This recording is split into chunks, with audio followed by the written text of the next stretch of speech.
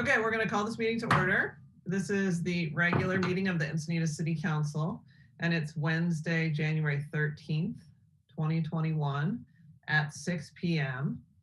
And before we get started on our meeting, I actually just want to say a couple of words about the reality that we're in right now. I mean, it's a truly horrifying and disturbing time. And I think as a member of an elected body in the United States of America at this moment in history, it's been tremendously destabilizing for me, and I know for many of you who have been watching what has happened in our nation's capital with an armed insurrection that was attempting to physically harm elected lawmakers and to overturn the results of a free and fair election. And I know that we all understand and we live it every day, the bedrock of our system, which is the voting right. I mean, from the smallest little water board voting to the city, to the county, to the state, to the federal government, every vote being counted and reported accurately, and then those results being believed, you know, that is the bedrock of our democracy. And I think it's just been so upsetting to watch this unfathomably large group of people who allow themselves to be misled and duped by our president, and then choosing to take up arms to prevent the peaceful transition of power in this country. And, you know, it's as an elected, you know, you see the fragility of our system, and so far the resilience of it, you know, it's hopefully we continue to make it. And I just really want to emphasize that one of the biggest points for me is that words matter. And that's because words become actions. And while I feel this profound sense of worry about our nation, I also feel tremendously grateful for my colleagues who are elected members of this body and every day model the civil discourse that we want to see in our nation. I mean, my colleagues and I and our professional staff, we don't indulge in violent othering rhetoric that's harsh or demeaning to others. And I mean, there's no question that the trends of the violent and disturbing discourse that we see at the national level are also seen locally. But thankfully, we have a populace who has elected and reelected people who do govern with kindness and compassion and who speak with kindness and compassion. And I really just want to say that I only hope that we as a nation can move more in the direction that we have here in the city of Encinitas. So with that, I do want to call this meeting to order and ask the city clerk to have a roll call. Absolutely. Councilmember Hubbard? Here. Councilmember Mosca? Here. Councilmember Crayons? Here. Deputy Mayor Hinsey? Here. And Mayor Blakespear? Here. So I invite you to join me in the Pledge of Allegiance. Deputy Mayor Crayons.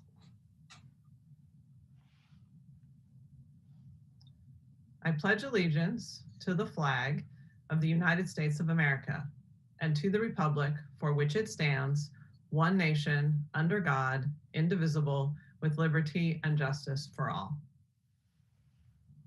It's something we do by rote, but we also, when you think about the words and we do this and with our meetings, you know, it is tremendously powerful.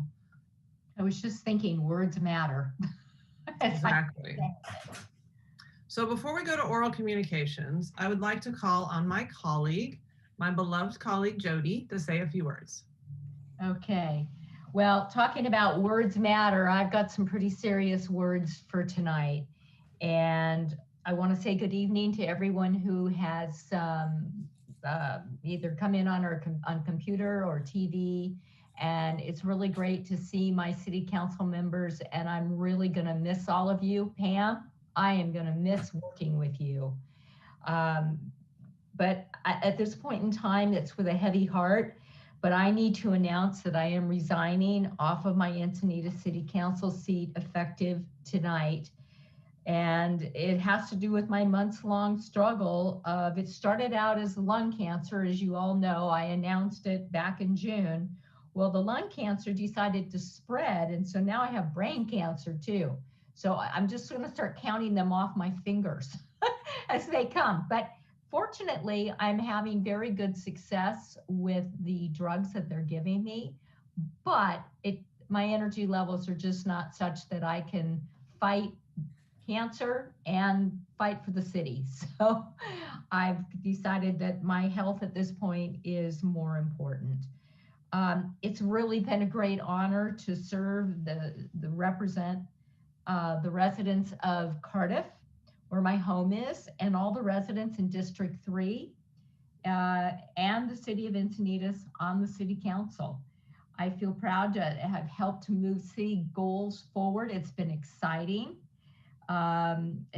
Specifically the environmental and mobility related improvements. As you all know, I've always been a big, bike walk, and how do we make that work better? And I'm so proud of the protected bike lane on Highway 101 that I helped get through with the mayor. And then we've got the Leucadia Streetscape, Santa Fe Drive, and Birmingham improvements. Birmingham's coming. It's slow, but it's coming.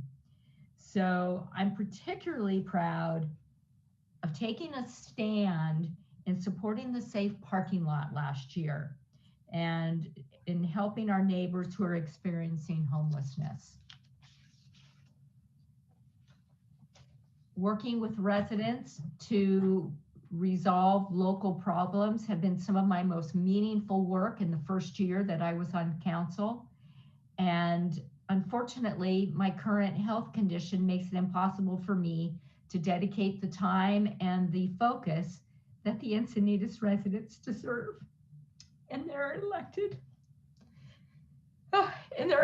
representative. It's been my great honor to represent our beautiful city of Encinitas in an elected role, and I will miss each and every one of you. Well, that's very sweet and sad. I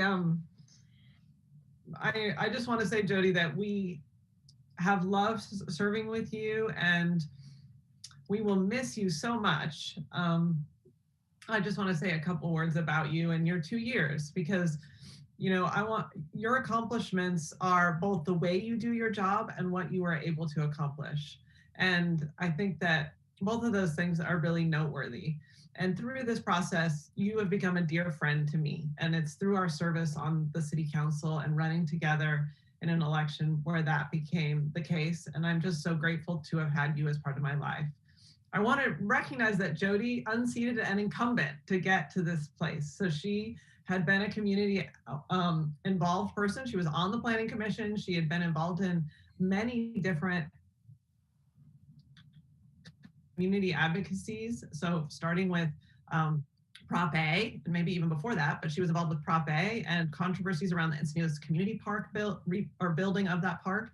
And then also, of course, strong support for the Coastal Rail Trail, which was a big effort and a lot of energy that she devoted there. And then she decided to raise her hand and run for office and run against an incumbent. And she did a great job. She went out and bought a new suit and she's wearing it right now. And she was on stage and she was fielding questions and she was going door to door and she was raising money and, all the things that go into representing our community. And I love the passion that you brought to the protected bike lane on Highway 101 and your clarity of thought about that and how absolutely essential it was to have that connection between the Class 1 bike facility in Solana Beach and the brand new Coastal Rail Trail in Cardiff and people's ability to get to the beach. And you just really were so clear in your mind and in your conviction there. And I found that to be personally really inspirational and motivating for me. And I loved working with you on that. And I also just want to recognize that your strong support for the parking lot for people who lost their homes but still have a car, that is a values decision. It's a values vote. And you were willing to stand up and support that and give it voice. And we're just really going to miss you. I'm going to miss you tremendously. And I hope that you're able to focus on your health and know that the city will be in good hands and we will continue the work that you care about.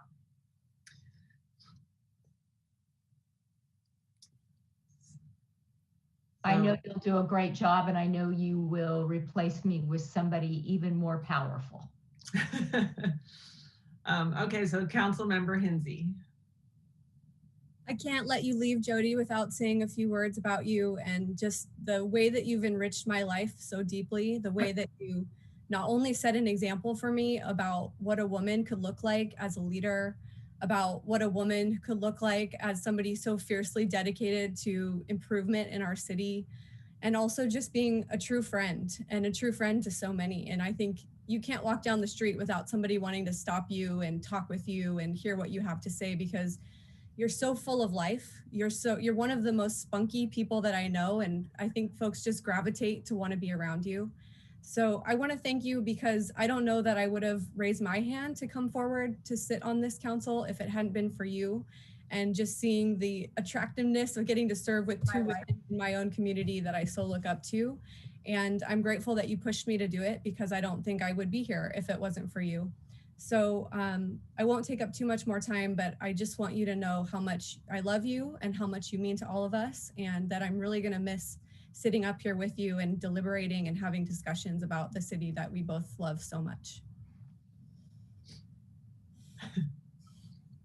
Councilmember Moscow.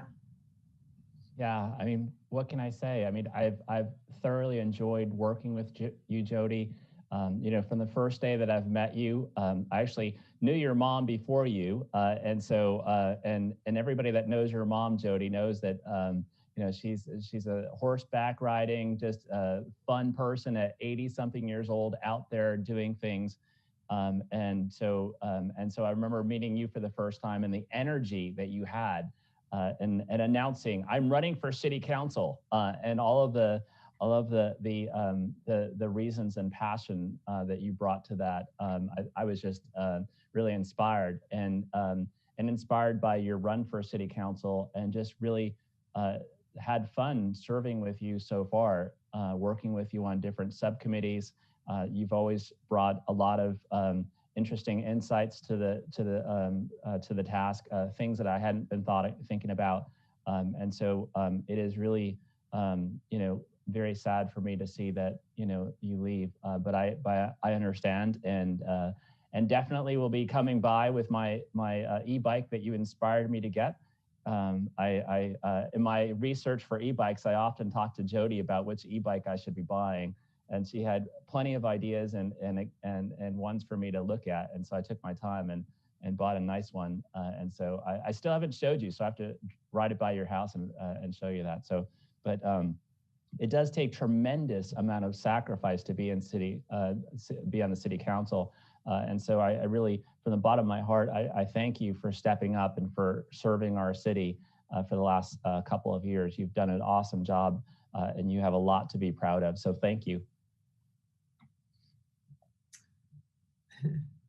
Councilmember Crayons. Yes, I'm still getting over the fact that I thought I was the one that inspired Joe to get that e-bike, but it's not surprising to learn that it was actually Jody, because she has been a tremendous inspiration to many people in the community with her work ethic and her dedication to good health, which is in fact what makes this situation all the more painful. My mother died of cancer 30 years ago. And the reality is that cancer sucks. And it really sucks when it smacks you upside the head by hitting somebody who has really focused on staying healthy and has lived a lifestyle that would say this sort of malady wouldn't hit them. And then you get it right between the eyes, and here it is. So all I can do is continue to pray that you can recover from this. And I admire the courage that you brought to the job, and the difficulty of the decision that you had to make that caused you to resign. Running for public office is certainly no walk in the park. And I know for a fact that your campaign was pretty brutal, and you worked through it, and you were successful, and you brought everything that you pledged to do to the work that you've done over the last couple of years. So I thank you for that. Future generations of Encinitas residents will thank you for that too. So best of health, keep fighting, and my hope is that you have many years left to enjoy our community.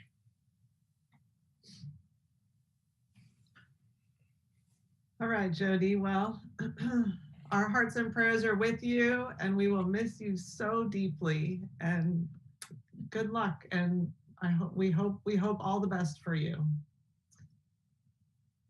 Wait, we can't hear you. Say it again. I said, I'll be around the neighborhood, so say hello when you see me. All right, you guys, have a good meeting.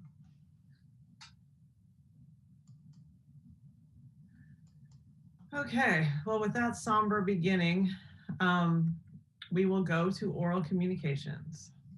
Okay, Mayor, we do have several. And before I do that, I just wanted to mention, I apologize, Deputy Mayor Crayons. I called you council member, so I do apologize. After I said it, I was like, oh, whoops. That's okay. Just so don't we call me do- late to dinner, right? Okay. Yeah. So we do have 6 oral communications, and we'll start with Christine Schindler. You do have 3 minutes, Christine.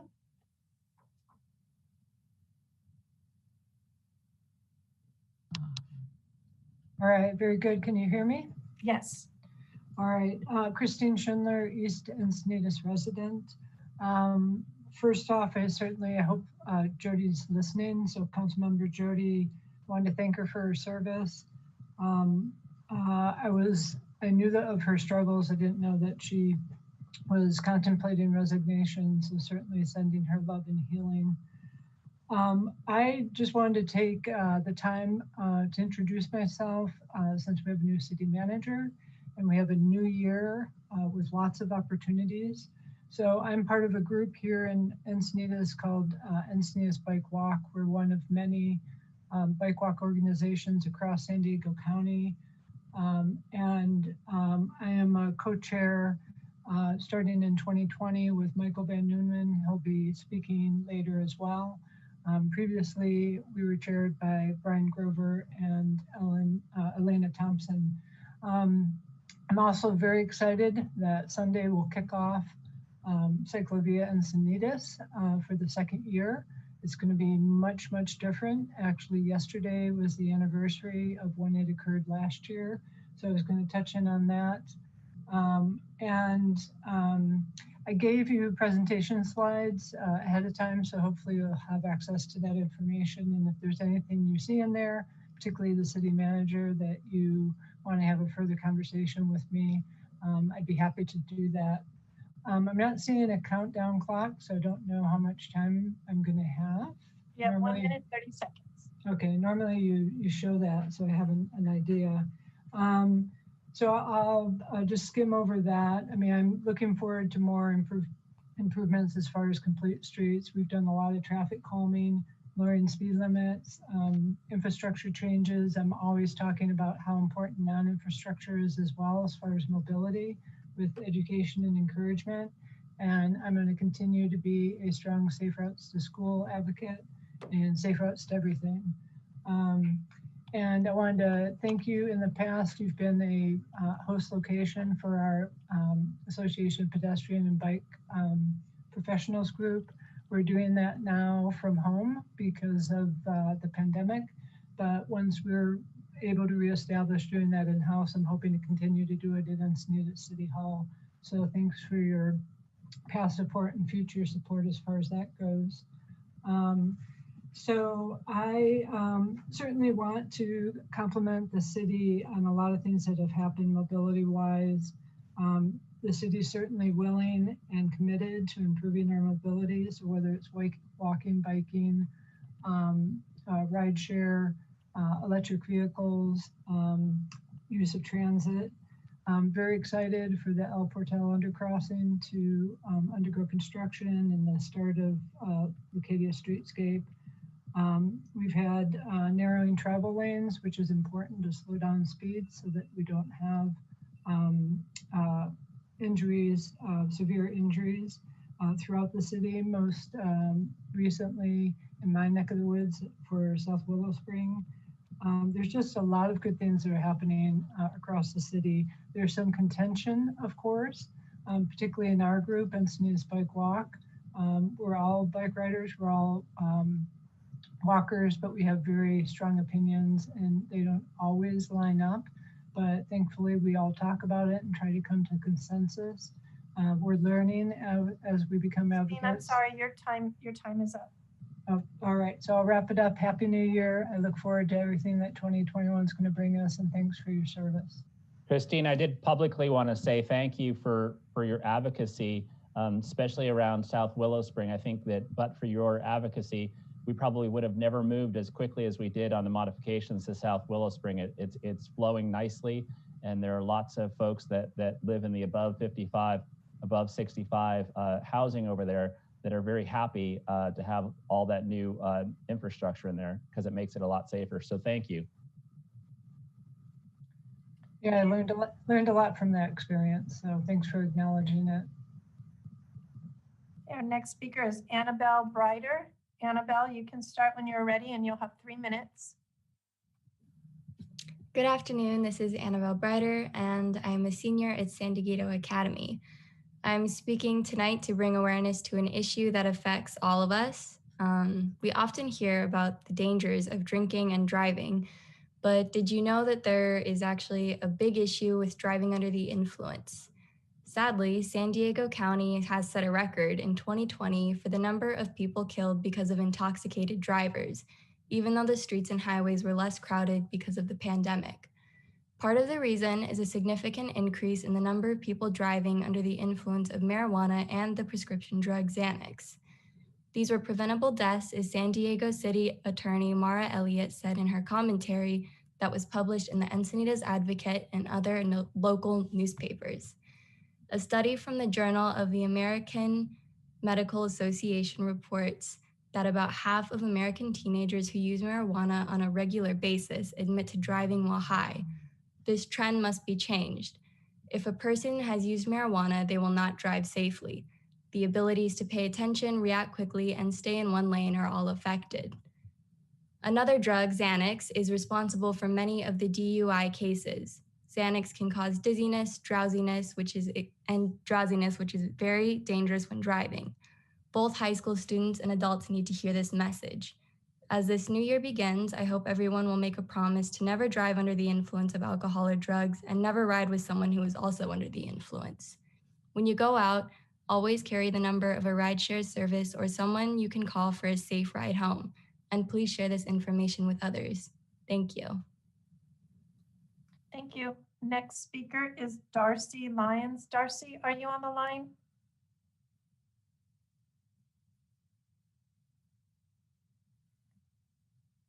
You just need to unmute and then you'll have 3 minutes. There you go. Hi there. I'm there. Great. Thank you. Can you hear me? Yes, we can. Thank you. All right. I would like to address the lack of infrastructure for newly proposed developments in Northwest Leucadia. Lacoste Avenue currently has a level of service rating of F, the lowest rating available. The road was built to handle a capacity of 14,000 average daily trips, but currently exceeds that by at least 1,000 per day.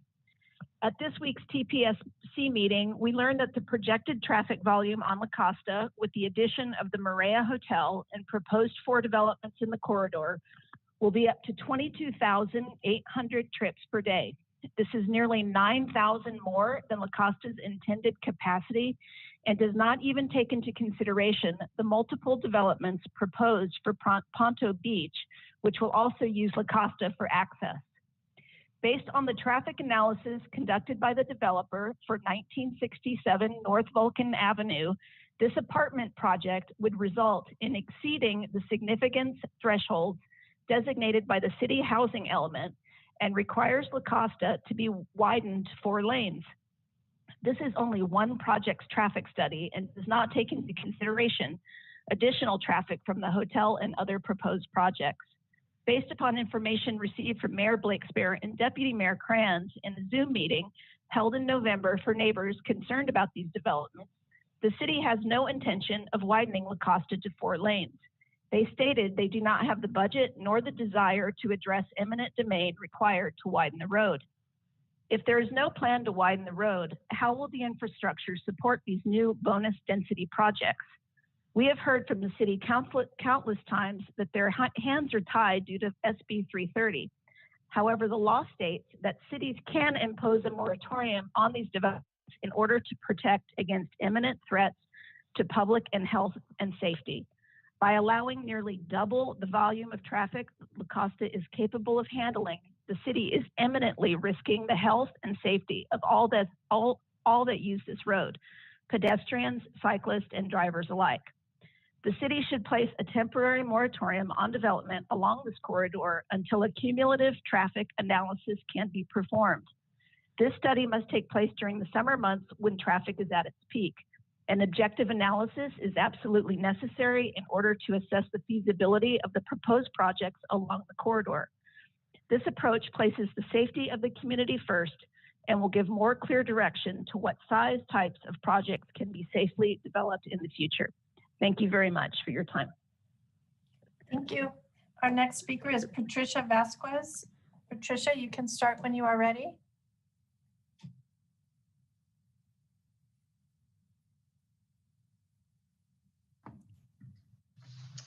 All right, good evening. I'm a homeowner on lacoste Avenue and a 10-year Leucadia resident. I would like to request that a much greater attention be given to traffic calming and infrastructure improvements on lacoste Avenue west of the I-5 freeway in advance of the city approving any further development proposals along this corridor.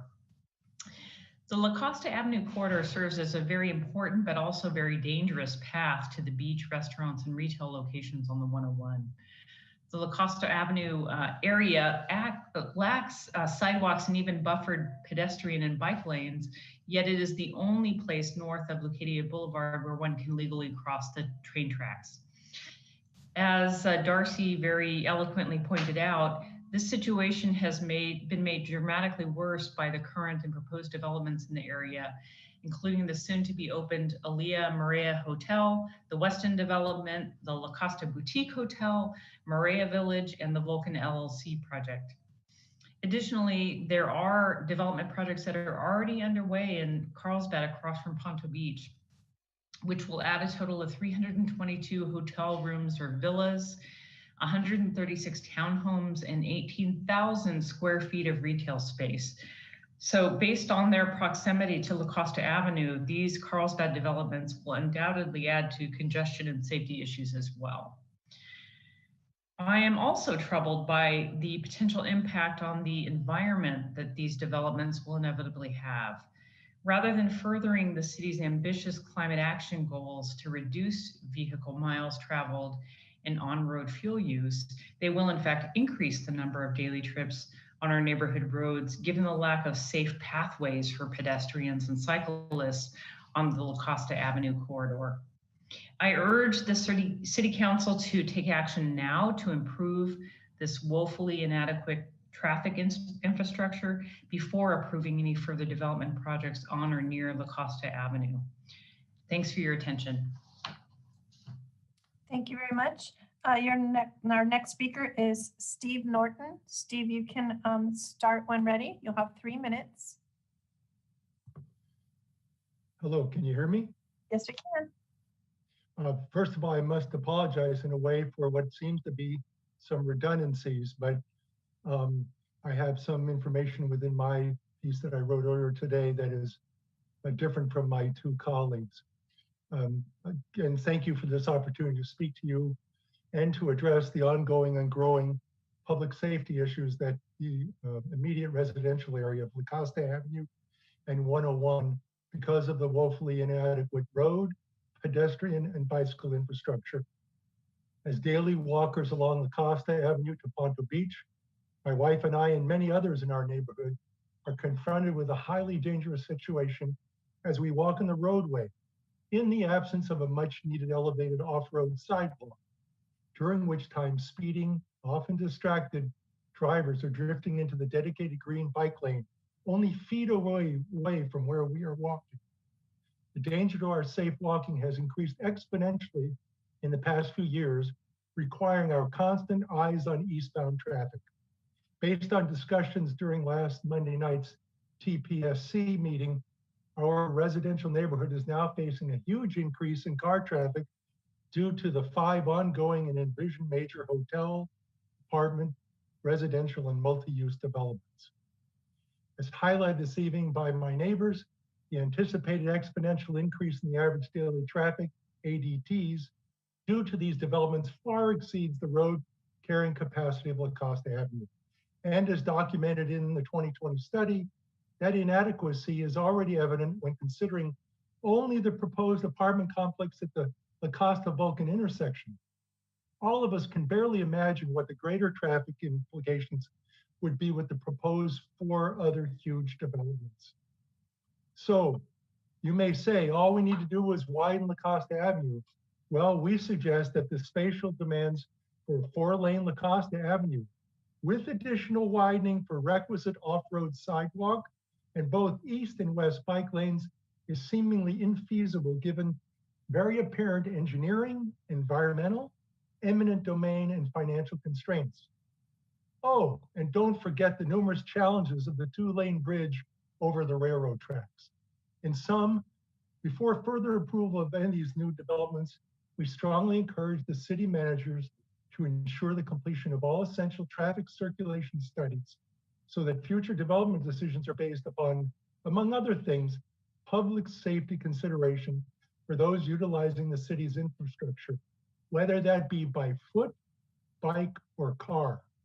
To proceed with more of the proposed developments in this very small northwest quadrant of Leucadia without adequate traffic and infrastructure studies is simply putting a permanent cart before the horse.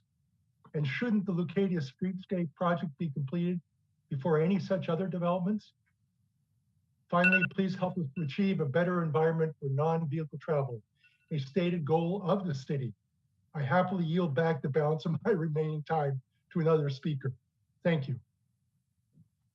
And our final speaker under oral communications is Lainey Cassis. Lainey, you can start when you're ready. Hi there, thank you. My name is Lainey Cassis, and I'm a member of Encinitas for Equality's Housing Committee. E4E would like to give the City of Encinitas enthusiastic support in creating a designated staff position to coordinate the city's homeless action plan.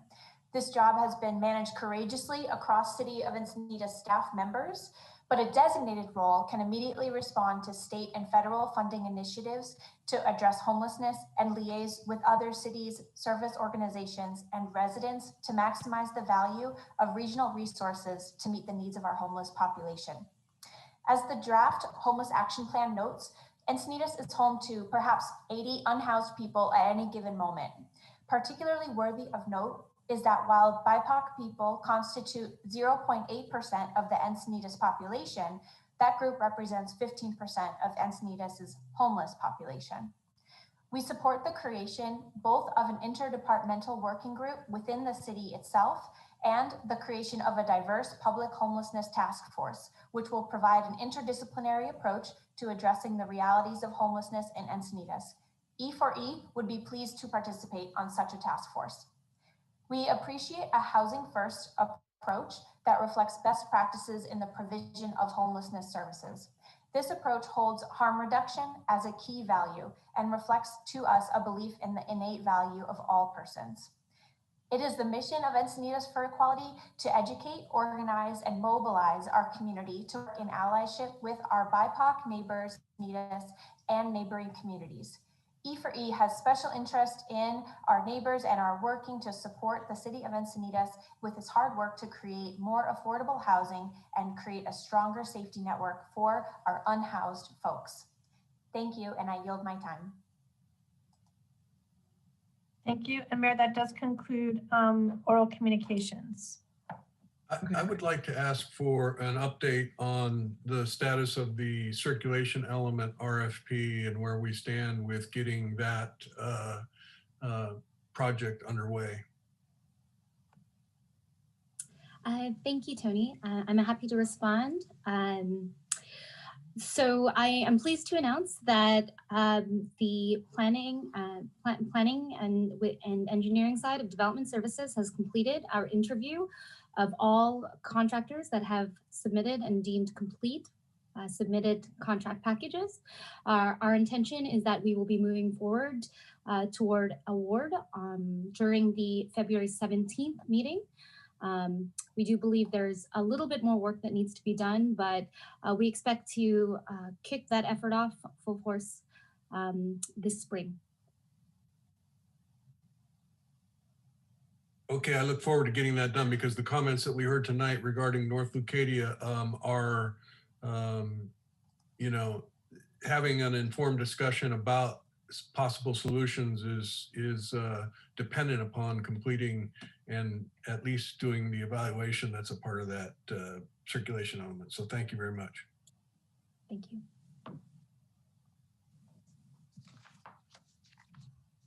Okay, well, thank you to the public speakers who came today or called in today to speak. We do not have a closed session, so no announcement from closed session. We don't have anything on our consent calendar. So our action item for today is the work session to discuss and determine the city manager's 2021 work plan. And I'll just say before I hand it over to the city manager that I agendized this or wanted this to be an item because we have a relatively new city manager. She came in October. She's been getting herself acquainted with all of the personnel who she can, of course, department heads, but then there are people who don't come to City Hall and so she only sees them remotely. But she's been working on our priorities. And I think it's important that at the beginning of this year that we all state at the same time and are clear on what it is that will be worked on in this year. Because we also have at least one council member who did not go through the strategic planning session last time. And then because of COVID, things changed and we didn't do a session. And we're going to be coming up on a 2-year budget, which happens at the very beginning of July. So all the planning to get to that point needs to happen in advance. And I just wanted to make sure that we were on the same page with each other and with our city manager and city staff when we were proceeding to have that work plan unfold. So, you know, I'll have some comments about the substance of it, I'm sure, but I will at this point hand it over to our city manager, Pam, to kick it off in any way you'd like. Great. Thank you, Madam Mayor and members of the council. I'm so excited to be here tonight. Believe it or not, I've been here 90 days. So 3 months does go by quite quickly. And I'm just going to share my screen so that we can get started.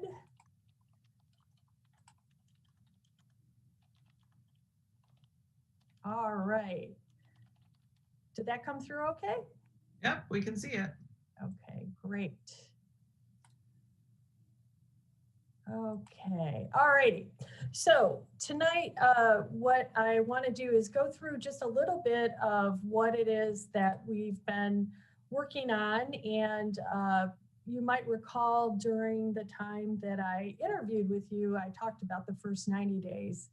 And I might have been a little bit more ambitious than I actually have been able to achieve everything with regard to COVID, but just really to remind you, let me just see if I can get this to go forward. All right. Really, the first 90 days, what I really was trying to do is really get a chance to get to know the citizens, the community leaders, and the employees that we have here on site. Our public safety representatives, our executive team, residents, key business owners, et cetera.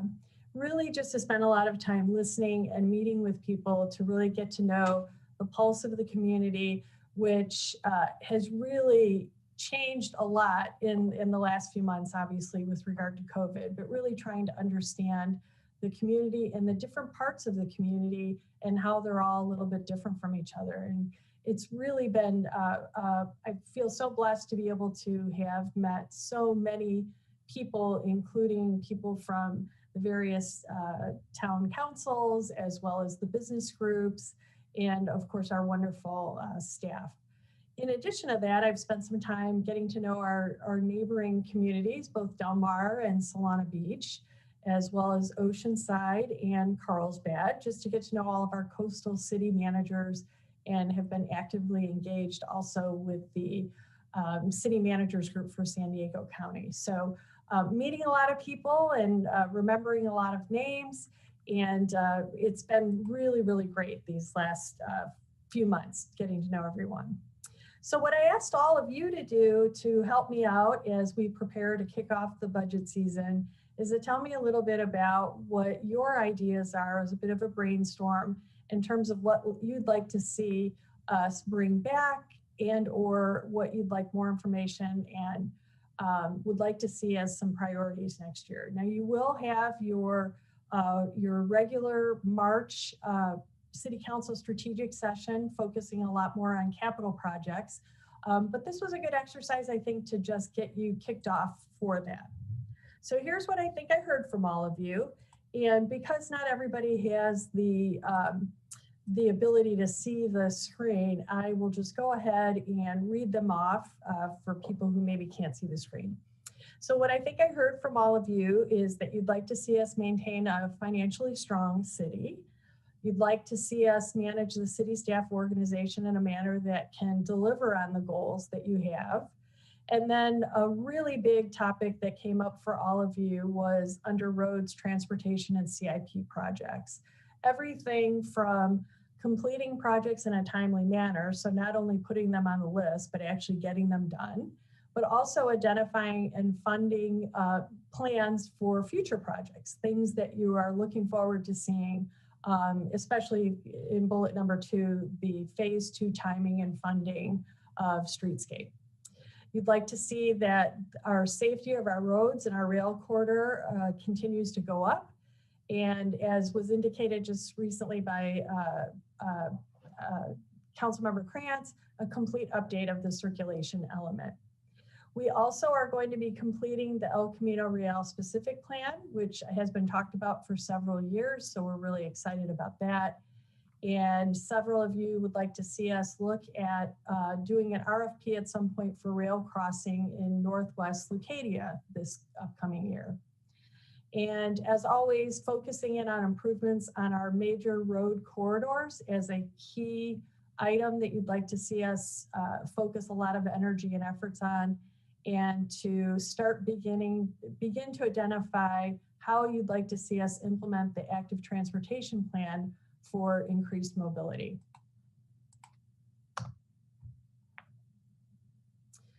Specifically with regard to streetscape, several key items came up in the materials that you sent back.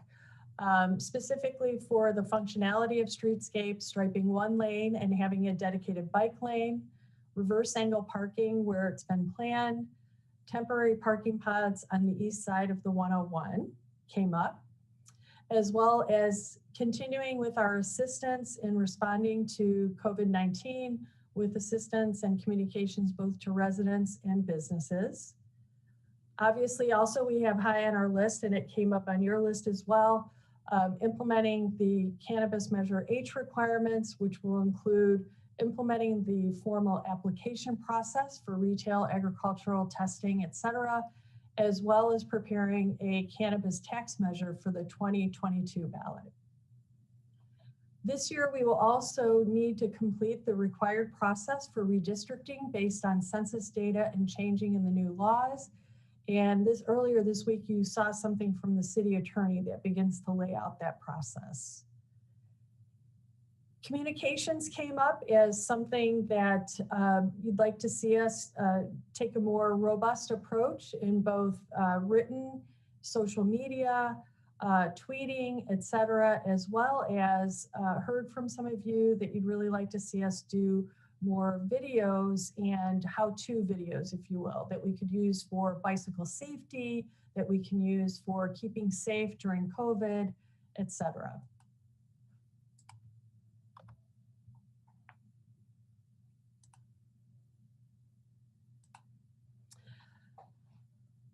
All of you mentioned something about really trying to work hard and try to meet our affordable housing requirements and clearing the path to meet those requirements through the 6 cycle compliance and a continued focus on ADUs. We also would like to identify a path to address homelessness and the unhoused in the community. We will be bringing forward to you the adoption and implementation of the Homeless Action Plan. And also it came up that there was a desire to take a look at hiring a full-time housing and human services position. We also, several of you talked about really wanting us to develop a path to rehab and open the Pacific View property for use, as well as to implement more drainage and flood prevention projects in Leucadia. We would like to complete more of our climate action plans and our goals.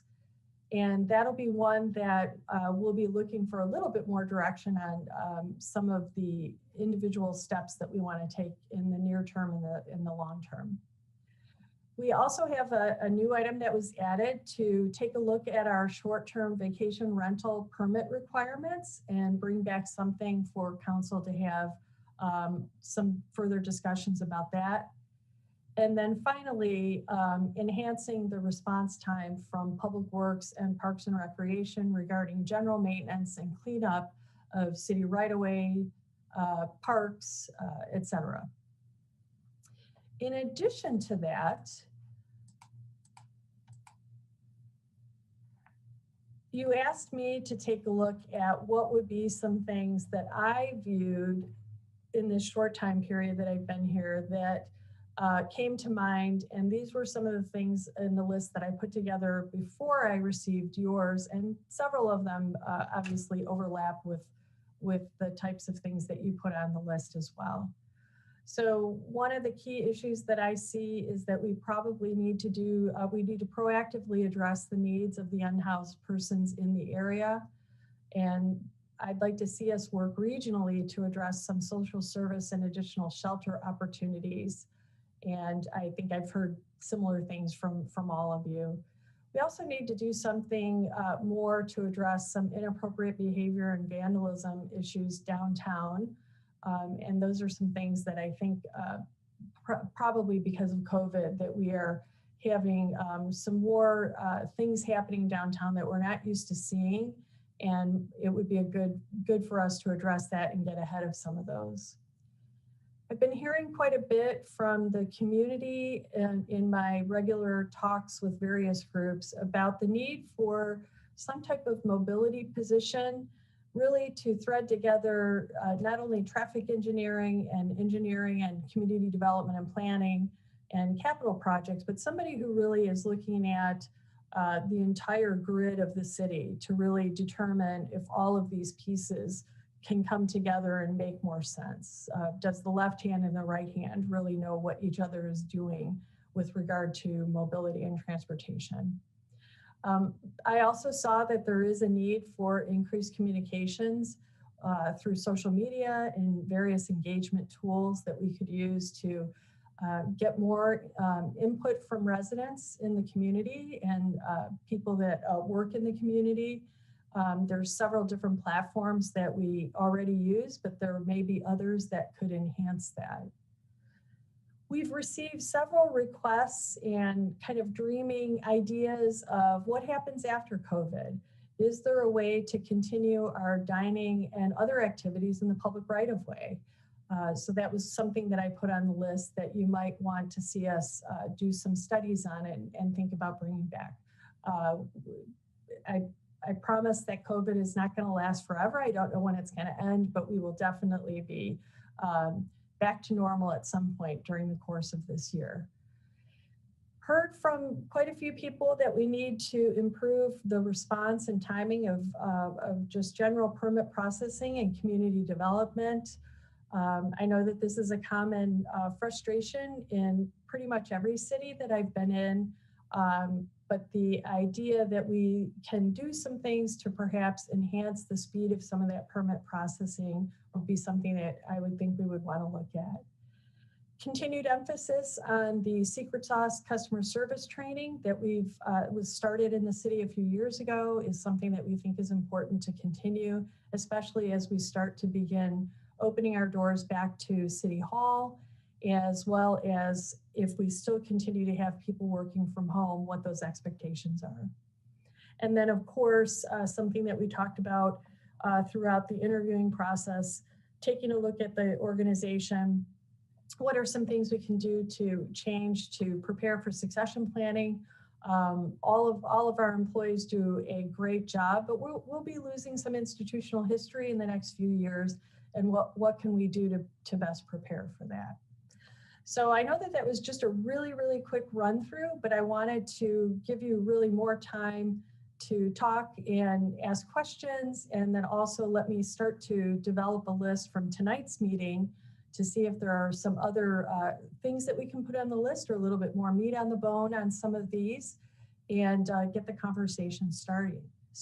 So believe it or not, that's the end of the presentation. So let me know if you want to start on any particular slide, or if you just want to hit the ground running on asking some questions. Okay, well, thank you very much. I know we have some public speakers. City Clerk, how many public speakers do we have on this item? We have 4. 3 of them are currently ready to go, and 1 we're having some problems. We're trying to get her logged on. Okay, I think we'll go to those speakers and then we'll go to the council. Okay. Unless you just had a quick clarifying question, Councilmember Mosca. No, we can go to the public. That's good. Okay. Okay, our first speaker is Judy Burlfine. Judy, you can start when you are ready, and you do have 3 minutes. Okay, can you hear me? Yes, we can. Thank you. I'm Judy Burlfine, and I live in Old Encinitas. And Pamela, I want to welcome you to the best place in the world to get stuck during a pandemic. First, I want to thank the city for pushing for and implementing so many projects that make it safer for those of us who prefer to combine our exercise with our transportation. I'm so pleased that I can pedal to the grocery store on the Cardiff Rail Trail, and I can't wait for Leucadia residents to enjoy their new underpass at El Portal and the improved traffic management with the implementation of Streetscape. It's not just these big projects that are amazing. It's also the small details like adding an electronic crosswalk right across from Seaside Market that makes my ride even smoother. For all of these projects, those I missed and many more to come, I want to thank you all. So in addition to thanking you, I've come tonight to let you know about something that fits in really well with the Climate Action Plan. So maybe this can be added in your discussion. I want to tell you about a San Diego company. It's called Beam for All, and they make a solar-powered electric car charger called the EV Arc. I'm not looking at the screen, but maybe you're showing it because I sent in a photo of what it looks like. I think it's amazing, and I hope Encinitas can be the first city in North County to buy one of these EV Arcs, because it's not just about charging a car. It's about innovation, energy independence, and inspiration. I personally have been working on stopping global warming for more than a decade, and I'm done being the depressing person in the room. I want people to know that the clean energy economy is bringing good jobs, clean air, and better health for all. So I want to tell you briefly about the EV Arc. It takes 7 minutes to install. It's completely independent of the grid. It has a backup battery, allowing one to charge a car at night or to run emergency power during a fire or flood or other natural disaster. The solar panel tracks the sun, maximizing the amount of energy that can be produced. And best of all, it looks super cool. It makes people happy, want to go out and buy one of their own, and to teach others about renewable energy. So I've been reading that research shows that people can be coaxed to use energy efficiently, not because they want to save the environment, not because they want to save money, but because they want to be cooler than their neighbors. So Encinitas needs to be the first in North County to get one of these, so we can start a chain reaction across the county and watch these chargers bloom like fireweed after a blaze. Tomorrow night, I'm going to present this to the Environmental Commission. And if you have any suggestions on how I can help Encinitas be the first on the block to get this, let me know. Thank you. And then our next speaker is Molly Woods. Give me just one moment to get her connected.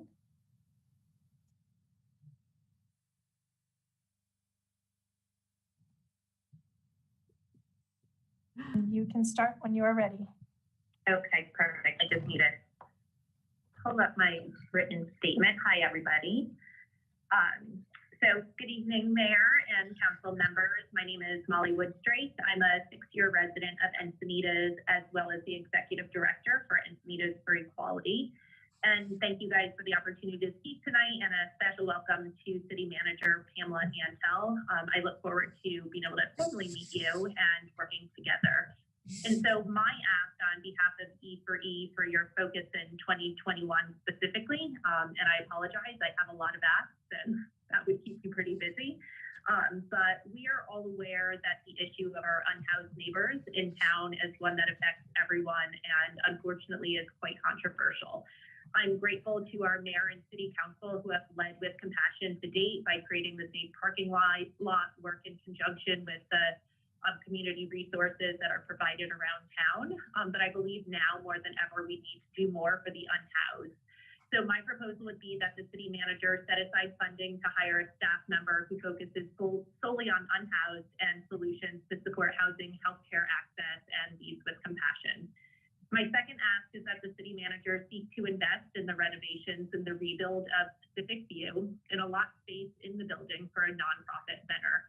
As a new nonprofit who has already faced the effects of COVID and high rent costs and had to move out of our space, I know a number of nonprofits are having to leave Encinitas as well because of the cost to rent space here.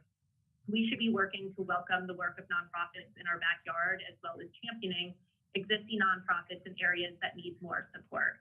I fully recognize my privilege and the good grace I have to be able to call Encinitas home, and thus I feel that there's a responsibility to take my good fortune to assist others.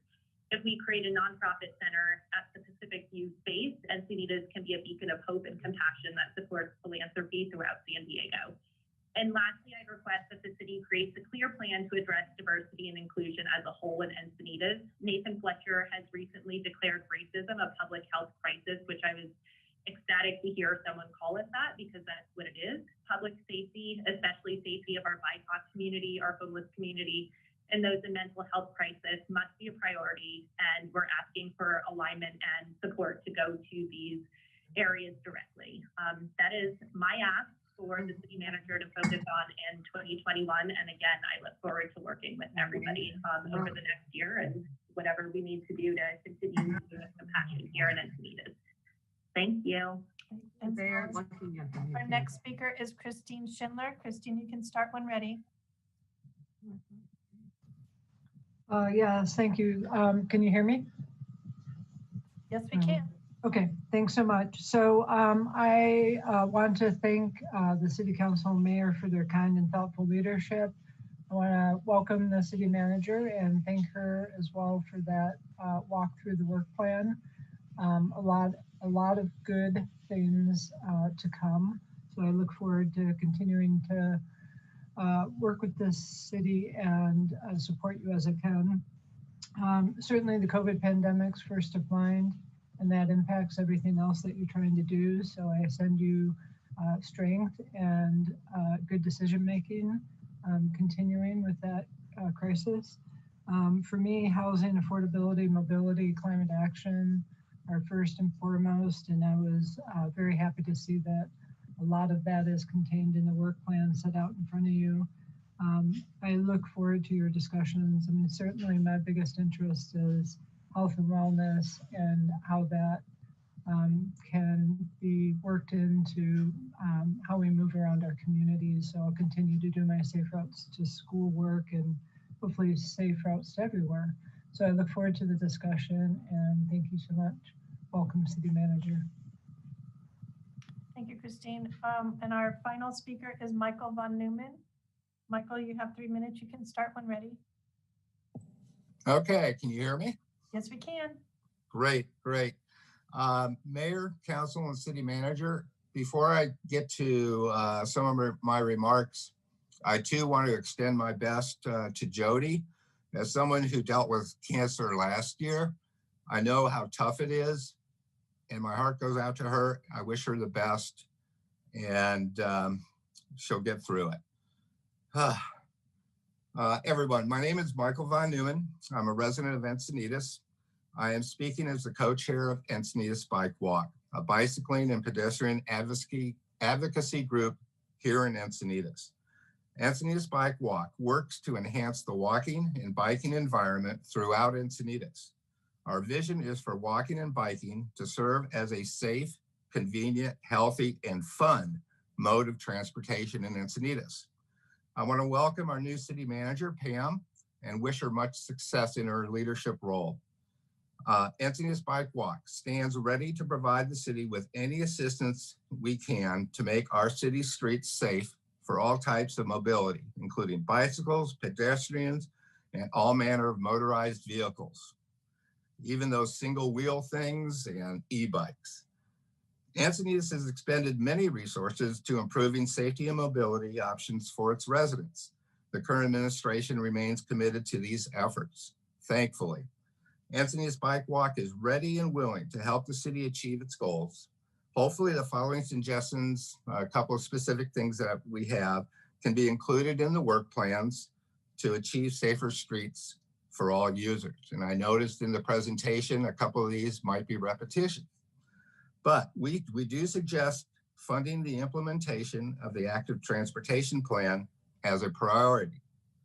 We also would like the city to pass a resolution stating that the goal of the city is to establish a maximum speed limit of 35 miles an hour on city roadways. Of course, this will take some time and there are probably some legislative issues along with that.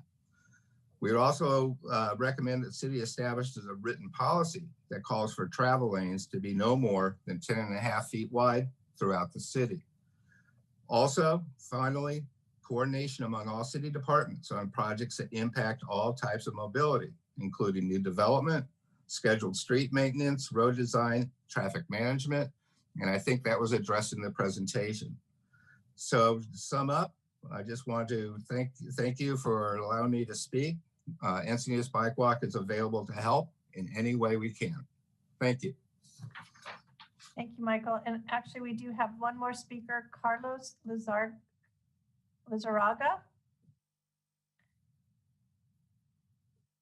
You can start when ready, Carlos. You just need to unmute. Oh, hi, everyone. Can you hear me okay? Yes, we can. Okay, perfect. Yeah, I just wanted to touch base. So just Happy New Year to everyone. I'm a resident of Encinitas here. I've been living here for 4 years, originally from New York City. I love it here. But one thing that hasn't changed has been my, especially recently, my discomfort and my fear when it comes to policing or when it comes to just, the entire Trump versus and the lefts versus the rights and the Trump flags. And it's just been so uncomfortable lately. And I'm just kind of seeking an update from City Council as far as, racial inequality goes, and just really want to know what they're doing to kind of address the issues. It's only a matter of time before the next big event happens in our backyard. And I think the only way to really prevent it is to be proactive and to, just move towards change aggressively. So I'm just kind of curious as far as City Council goes and what their plans are, specifically maybe with policing contracts. I know those are up for review this year. So I just want to know more information as far as what that review process is like, how thorough it's going to be, what data we're looking at before these contracts are signed. So that's pretty much what I wanted to say, because I love this community and I care about the bike lanes, and I want to walk safely with my kids. I have 3 boys here, but it doesn't really matter much if I'm that uncomfortable and if I live in fear. So I just want to make note of that and just say thank you, because I know you guys are working really hard. So I appreciate the time. Thank you, Carlos. And Mayor, that does conclude speakers on this item. Okay, thank you. And I just to respond to Carlos, I'll just say that I don't think it's likely we're going to have a deep discussion about racial justice and policing on this city manager work plan agenda item today. So I just wanted to encourage you to reach out with an email. You can send it to me and I'll forward it to city staff, and city staff can get back to you either on the phone or over email so that you can get some of your questions answered. But just wanted to, make sure you are aware of that today. And thank you to the other public speakers who called in to speak. So with that, I will call on my council member. Before we get into the comments, can I get some clarification from the city manager how her list, the list that we saw in her PowerPoint presentation, relates to the strategic plan that we see on the city website and that we've kind of been working from for the last few years? Are we still using the strategic plan that is published, and how will what we're talking about tonight fit into the strategic plan document? Thank you, Vice Mayor Krantz. Yes, of course, the strategic plan, overarching mission, vision, values are all your operating principles. Unless the council makes a change in those are all still set and still on our website. This is really designed to have you identify some specific projects and issues, and in particular beyond capital projects, that are things that you might wish for us to bring forward in the budget discussions coming up in the next couple months. But you will still have your strategic planning session on capital as you've done in past years. Okay, thank you. Okay. Councilmember Mosca. Thank you. I think that's a good clarification, Pam, because I think that obviously there's a very long list of things that I would want to do and all of my colleagues want to do in the next year or so, and so it always has to be tempered with the resources.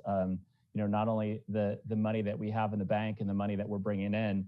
And the long-term forecast that we have, but also the bandwidth in terms of staff to accomplish that. So tonight is really kind of talking about some of those things that we want to see happen, and then you'll bring more information back in that strategic planning session. We're really going to talk about what is possible over the next year or so. Is that correct? Correct. For example, there's some interest in positions and enhancement of programs, et cetera.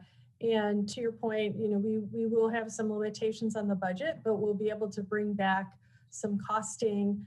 I didn't want the staff to do that ahead of this meeting. If there were things on this, I didn't know what all of you would put on the list, but had you put something and then, three of you say, yeah, I'm not really interested in that.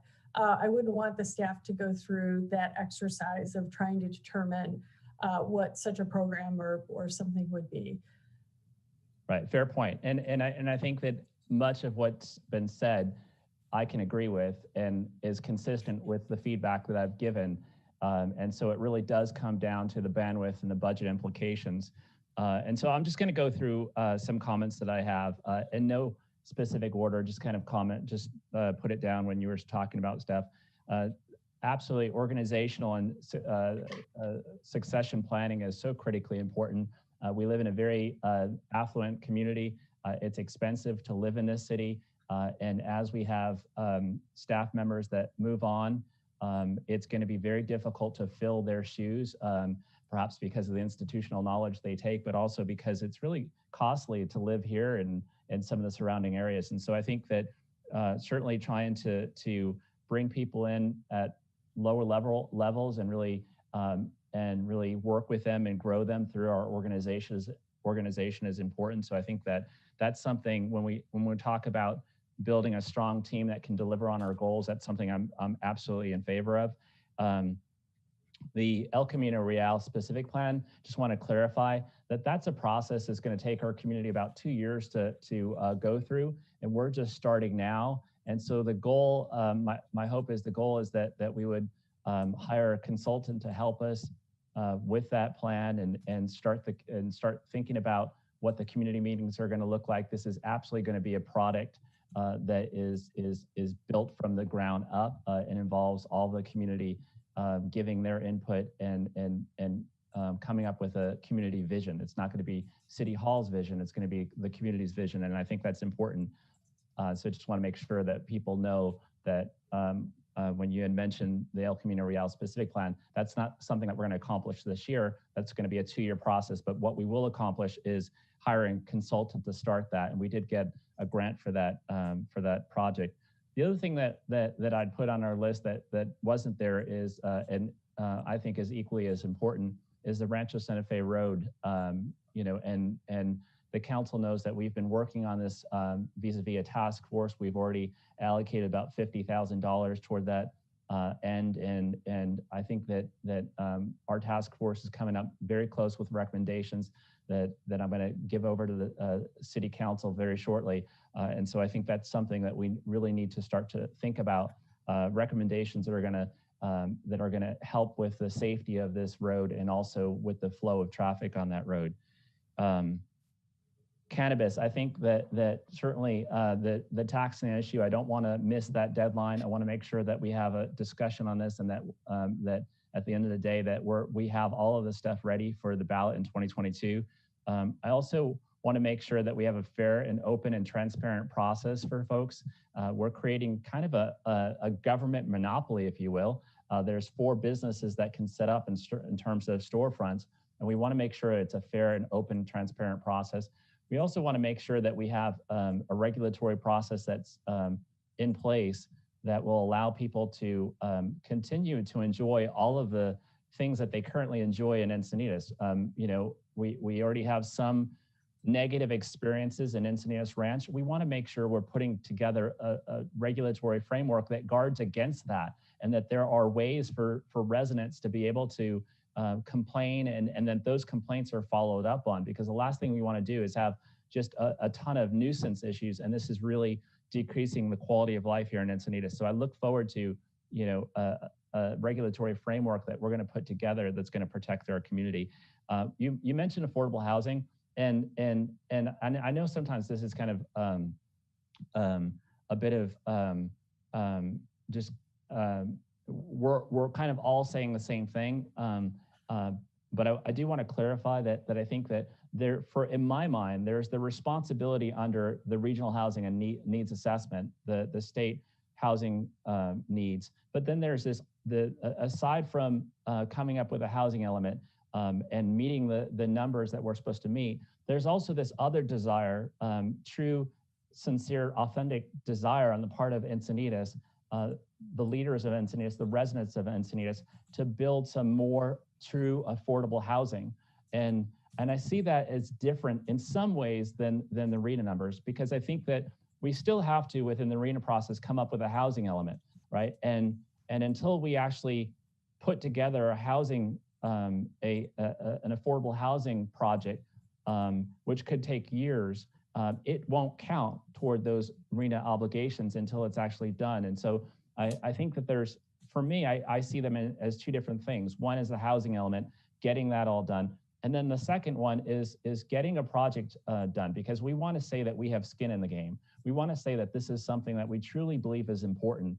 And so I want to see some sort of 100% affordable housing project in Encinitas that we've created, you know, however long that takes, maybe over the next year, that we've really laid the groundwork in identifying a parcel and funding and a plan of how to get this thing done. So I think that's critically important. Short-term rentals you talked about, I think that that's important that we look at that. We've gotten so many complaints, and I really want to look at what the requirements are and what the neighbors are, what the surrounding communities are doing. Also, what we've been able to do with the consultant that we have on board that's helped us with some of the enforcement. The homelessness action plan, I'm looking forward to seeing that action plan. I do think that, you know, we have to talk about, I think we have to talk about homelessness, you know, after we have this action plan and we look at all of the things that we can actually effect and the resources that we have, you know, what makes the most amount of sense with the resources that we have, and how can we partner with the county, which seems to be leaning into this issue much more nowadays. And so how can we partner with them? How can we partner with other communities in the surrounding areas? So what makes sense for Encinitas to do, and what makes sense for other communities and the county to be doing, and for us to be leading on that as well. Pacific View, I think Pacific View is important. It's just sitting there. I want to make sure that we're coming up with a plan this year of what to do with this. You know, I feel like for good reasons, I just feel like that we've. I want this. The first phrase that was going to come to mind is kick the can, but it really isn't kicking the can. But I feel like that this thing has been there, and several times it's just like, okay, we're still negotiating. We need a bit of an extension. We needed a bit of extension, and I want to make sure this year that we have a plan. What what is our plan with respect to this property? What do we want to accomplish? How is this going to fit into our community? It is such an important asset there. Every time I see it, I'm so proud that we actually own that. And that we can plan for the future of that site and in a way that it makes sense for our community, that it's an additional asset, an additional amenity for our city. But if we do nothing on that, people are going to rightly so complain that we're wasting tax dollars. And there's going to be a lot of folks that are going to say that we want to do this with it, we want to do that with it, we want to do this with it. So we should really have that conversation about what makes sense on that parcel. And so. I think everything that you've said and everything some of the speakers said, the circulation element. I liked Michael von Neumann's discussion about having a aspirational goal of 35 miles per hour through our city. I can endorse that and support that. Obviously, it's going to take some time to move in that direction. We still have roads that are 55 miles per hour, but I think that should be an aspirational goal for us. We should be moving toward that and finding ways to decrease the speed on some of these roads, especially as we have so many more walkers and cyclists out there. So thank you. Okay, thank you, Joe. Or thank you, Councilmember Mosca. I was taking notes on what you said. So I agree with basically everything you said, but I think in the way that I organize this in my mind is to recognize that there are a lot of things happening in the city that are happening. They don't really need a lot of push or attention because they're in their process. So like one of the first things you mentioned was the El Camino Real specific plan. So to me, that's something that's begun its process and it's going to move its way forward. And so what I'd like to focus on tonight are just really there are 4 topics that I think seem to me like they need council consensus for the city manager to act on this as an elevated priority that recognizes all the other demands. So we know COVID, the recovery from the pandemic, all of the things that are urgent and that need attention, of course, have to happen too. And then there's all the things happening in the background, like our commitment to mobility improvements. And some of those things too are happening now because we have staff that really gets what we're trying to do as a city. So the micro involvement of the council doesn't need to happen, which is good because you want to have a system that's set up that way. So the things that I would want to focus on are, the first one is Pacific View. So I would like to have the council communicate to the city manager today that we need to get on a path to open that to the public in some capacity. And so that means, to me, that means that the city is putting money into making those buildings safe for the public to be in. And if we don't have everything exactly worked out about who's going to be in it, or is it nonprofits, or is it a partnership with nonprofits, or is it this one versus that one? In my mind, those are decisions that can be delayed not delayed, but can be decided when we've actually made the building inhabitable. Because my feeling is we end up in circular conversations of complexity about what does the zoning allow and what are the entitlements already started allowed us to do or not do, and what is it that the groups want to do, and what are the potential litigants want us to do. And so if what I don't want here in January is us to be talking about this until the new budget in July 1, and then say to the city manager, oh, we want you to put money into Pacific View, and it sits there while we continue to talk about what it is we want to do.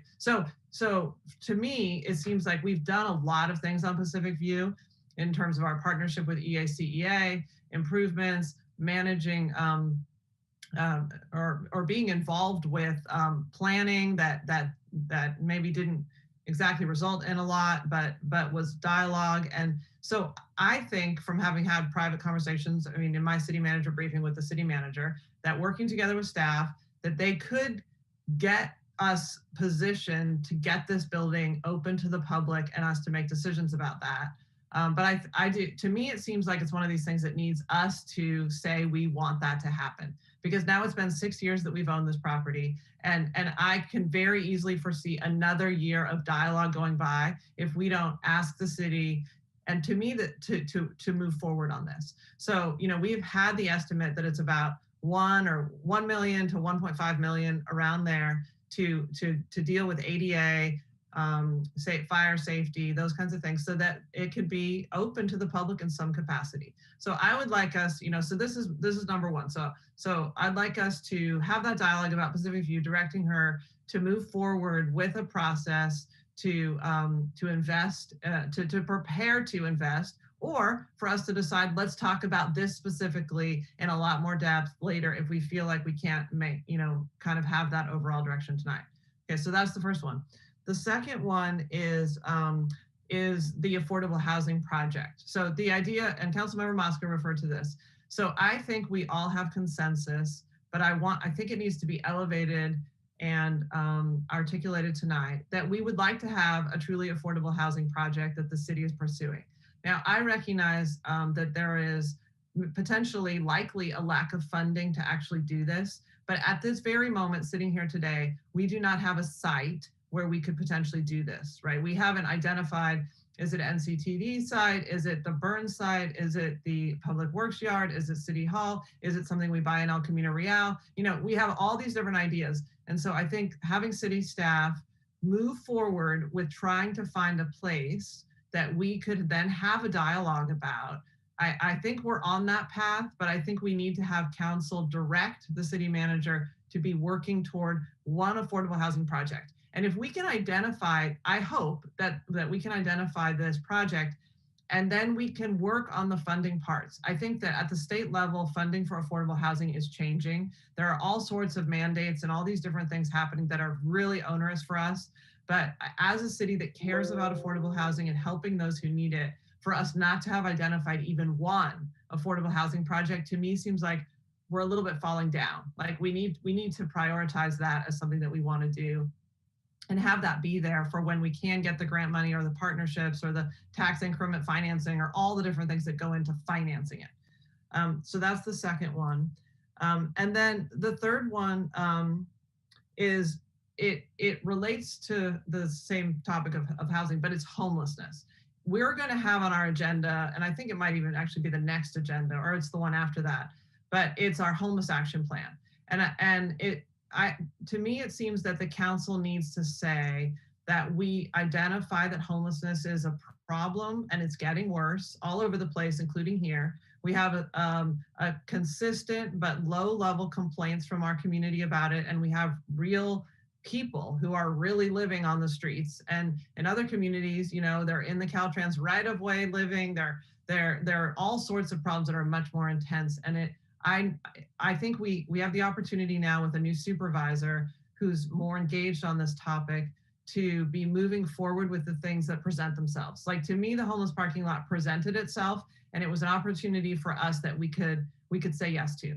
And I think that if we're engaged on this topic as a city staff, and I think, to me, it seems like we need to have someone hired into this position, but that will be up to the city manager, I think, to determine that. But it seems to me like our one person, Jennifer Gates, does a Herculean job, but she's stretched way too thin across homelessness and RENA and everything to do with affordable housing. So to me, it seems like we need a staff member here. But part of it is identifying these opportunities as they come. Like, do we need a van? You know, we talked about this for our social worker to drive the van. Now we have a social worker who's funded through the county but based here. Those are opportunities that we jump on when they come, and also we identify them as needs. And I think we need to have that on our staff. We need to have somebody who's saying, you know, we're having a lot of this problem, and and this is a potential solution to that. And right now it seems to me like we're just not quite there as an organization that's prepared to do a little more. And I think we'll talk about this with our homeless action plan specifically, but I guess it's just, you know, in kind of these top four for me. And then the last one is how we communicate with our residents. I think we're really falling down on that.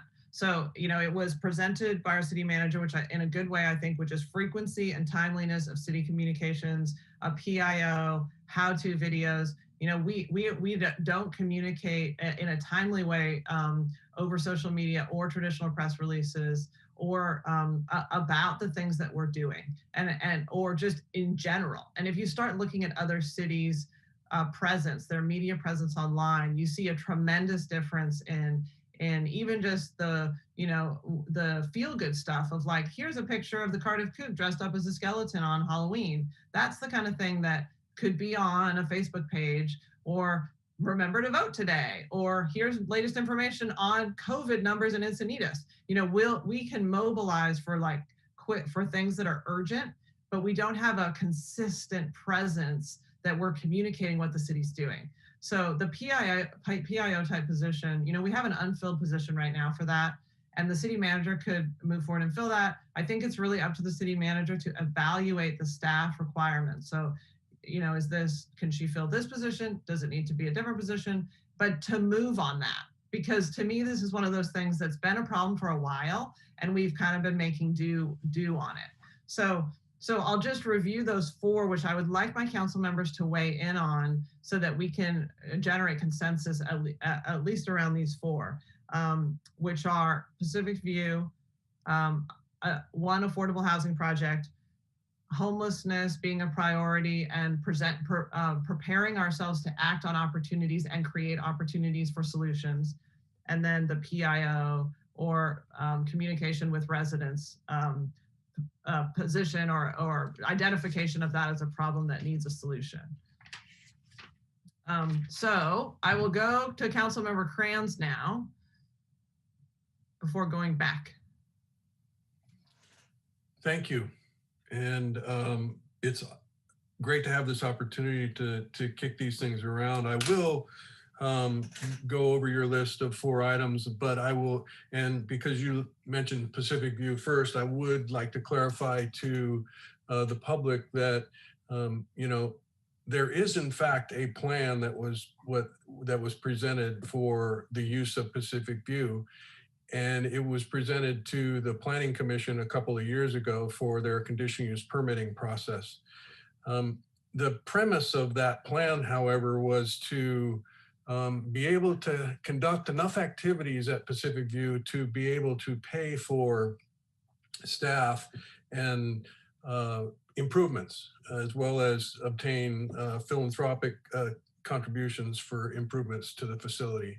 And so it created a bit of a challenge, because certainly I think it's pretty clear that the neighborhood surrounding Pacific View isn't interested in kind of turning Pacific View into an entertainment center that's going to constantly be creating havoc in their neighborhood. So I would think that a good place for the city to start would be to pick up that proposal for the conditional use permit that had been submitted by EACEA and modify it to lessen the impacts and to continue to move forward with the proposal that had been developed, because I think it had a lot of promise. And so I think that were the city to make the investment to rehabilitate the buildings so that they could be occupied sooner rather than later, I fully support that. And I'm very excited and happy to be having this conversation. And it's my hope that we can give clear direction to proceed and bring back proposals for funding the rehabilitation of the buildings. It is of great concern to me that the efforts that went into the rehab by EACEA, the resources that had been contributed by the county previously, Supervisor Dave Roberts, you know, made some significant enhancements to the property. But since EACEA relinquished their right of entry agreement, the site has been tagged quite a bit. It's struggled with homeless. It's struggled with youth who have found it to be an attractive nuisance. And we have people that have dedicated countless hours to rehabilitating the site, and it's painful to see its demise. So the sooner we can move forward with the rehab, the better. And I would like to thank Molly for the mention of the idea, using it as a nonprofit center, because I think that it's clear when we do our grant funding every year, which used to be the Mizell grants, and now it's kind of the city ECHI grants.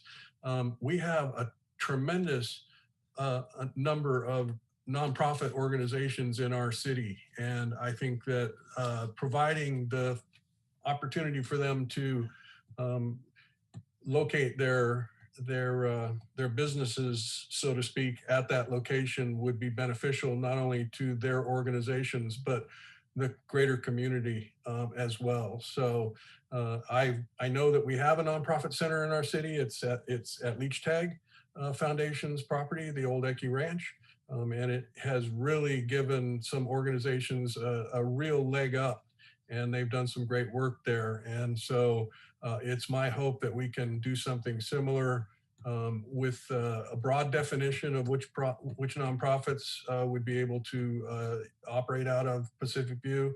And there are organizations dedicated to helping nonprofit centers get off the ground. So using those resources, I think would make a lot of sense. Number two, on the affordable housing, I thought we did give direction when we had our workshop in October. And it's my hope that the city manager and Director of Development Services is working towards bringing back some information about some sites, the sites that the city has, and some other potential partners for housing projects, because I agree that it is important that we get some focus and come up with a strategy for accomplishing some higher level of affordability in some projects that the city might be able to offer significant resources. Land alone in this community is a significant resource. So even if that's the only thing we have to offer, it's important. So I agree, and I think city manager is working on that. So I'm glad that that is the case. As homelessness goes, I think that we have for quite some time now had a pretty strong focus on this. I'm glad that we're going to have the homeless action plan presented pretty soon. I know that COVID has made that a challenging process, getting community input. I think that there's nothing wrong with evaluating how we're providing the homelessness outreach and services and communication and coordination. But we do currently make an investment in the Community Resource Center. We do have we do now have the social worker from the county. I would be interested in having the city manager analyze whether asking the county for 3 more public social workers would make more sense than hiring staff. But ultimately, I look forward to her recommendation, and perhaps we have some alternatives that we can analyze what we think is going to be the most effective. But I very much look forward to getting the homeless action plan on an agenda and having that conversation with the public, and using that as kind of a map for getting to the point where we have a humane program that is as free of red tape as possible. There's no question that as we continue in this pandemic, the impacts on homelessness are going to be significant. So it's good that we're having this conversation and that we're going to have the homeless action plan before us. The final point that I would make is that it is a regional issue. In fact, the grant that was awarded to Jewish Family Service for the safe parking program was a regional grant. And that's the way the state approaches this. So I do think that the city manager fostering relationships with our neighbors in the region is really important, because when it comes to something like homelessness, the cooperation of each jurisdiction is critical. And then regarding communication, it reminds me of some of the challenges that we went through back in 2013 and 14 when we hired a PIO, and Marlena Medford was a great PIO. She was bilingual and did a great job. We rolled out a website called Peak Democracy, which I think was a fantastic tool. There was some controversy on the council as to whether it should be supported and adopted. And it is my hope that no matter what we do, we can come up with something that everybody on the council can agree is the right approach. I think using the web as a tool for communicating is critical. And right now, between the lack of using our Granicus system the way it's, like the county does, for example, or something like Peak Democracy, I think we're missing an opportunity to continue communication and enhance communication with our residents. And on that subject too, again, the city manager has some staff on board that maybe their roles could be redefined and they could pick up some of those responsibilities. But ultimately, I'm going to be looking to her to bring back recommendations. Quickly, some other comments. Michael von Neumann, slow speed city. I would love to create a slow speed city. He's right. We will need some legislative help. And so I think that we should look at whether it makes sense to propose legislation and pursue legislation as a city, because designating Encinitas a slow speed city, I think would be quite beneficial. And, right now there is, with the 85% tile approach, it's impossible to do. There are some other things where bicyclists might have yield, a stop sign would be a yield sign for bicyclists. As we see people shifting modes, something like that I think would be beneficial. So really analyzing how we might lower speed limits and make it more attractive for the mode shift, I think is important. So I thank Michael for bringing that forward. Judy's idea on the car charger is great. I would remind everybody that we have completed a study for getting our city to net zero with the use of solar. And it is on our strategic plan. So I think that dusting that off and seeing where that is important. And then we could see if these chargers might fit into that particular plan. We currently have chargers at the parking lot in downtown. I think it called parking lot D or E or something. It's the parking lot just to the north of E Street, or excuse me, south of E Street, that has chargers that oftentimes are not in use. So we also have our lot on the City Hall site that we need to get figured out as well. So all important stuff. Thank you to Judy for bringing that up. The last item that I would like to mention is Carlos bringing up the issues related to kind of social equity and the ideas of racism. One of the things that I think is important is that we find a way to get that conversation started. And I am currently serving on the Cultural Tourism Committee with Kelly, and the Cultural Tourism Committee, because of the pandemic, is not being used to its fullest, because events at the various organizations that used to attend those meetings have been impacted. So I might suggest that Kelly and I look at ways to sort of repurpose that committee to kick off the conversation about social justice and see how we might be able to elevate the issues that Carlos brought up. So I guess that would be my final ask, is that my colleagues let Kelly and I take a look at that. Thank you. Totally fine with me. You guys can decide what you do. I think before I go to round two with Councilmember Mosca, I'm going to have everyone speak once. So we'll go to Councilmember Hinsey. Thank you. Yeah, I'll keep it in the order that the mayor laid out with the 4 items, and then just add a few hanging thoughts. So with the topic of Pacific View, I'm fully in favor of us funding the bare minimum that we need to do at this time to just get the doors open, get people on campus again. I think having gone through the discussion, watching that planning commission meeting and seeing where some of the holes were poked in the plan from the public surrounding the school, I distilled it to the 3 A's, AAA, the things that they don't want and the thing that they want. And it's alcohol, amplified music, and they want ample parking. And so staying away from those first two, and then making sure we have the last A intact will make the path a lot clearer for us. And I think having, as Tony suggested, getting the nonprofits activating that site will be pretty easy once we're able to get people there.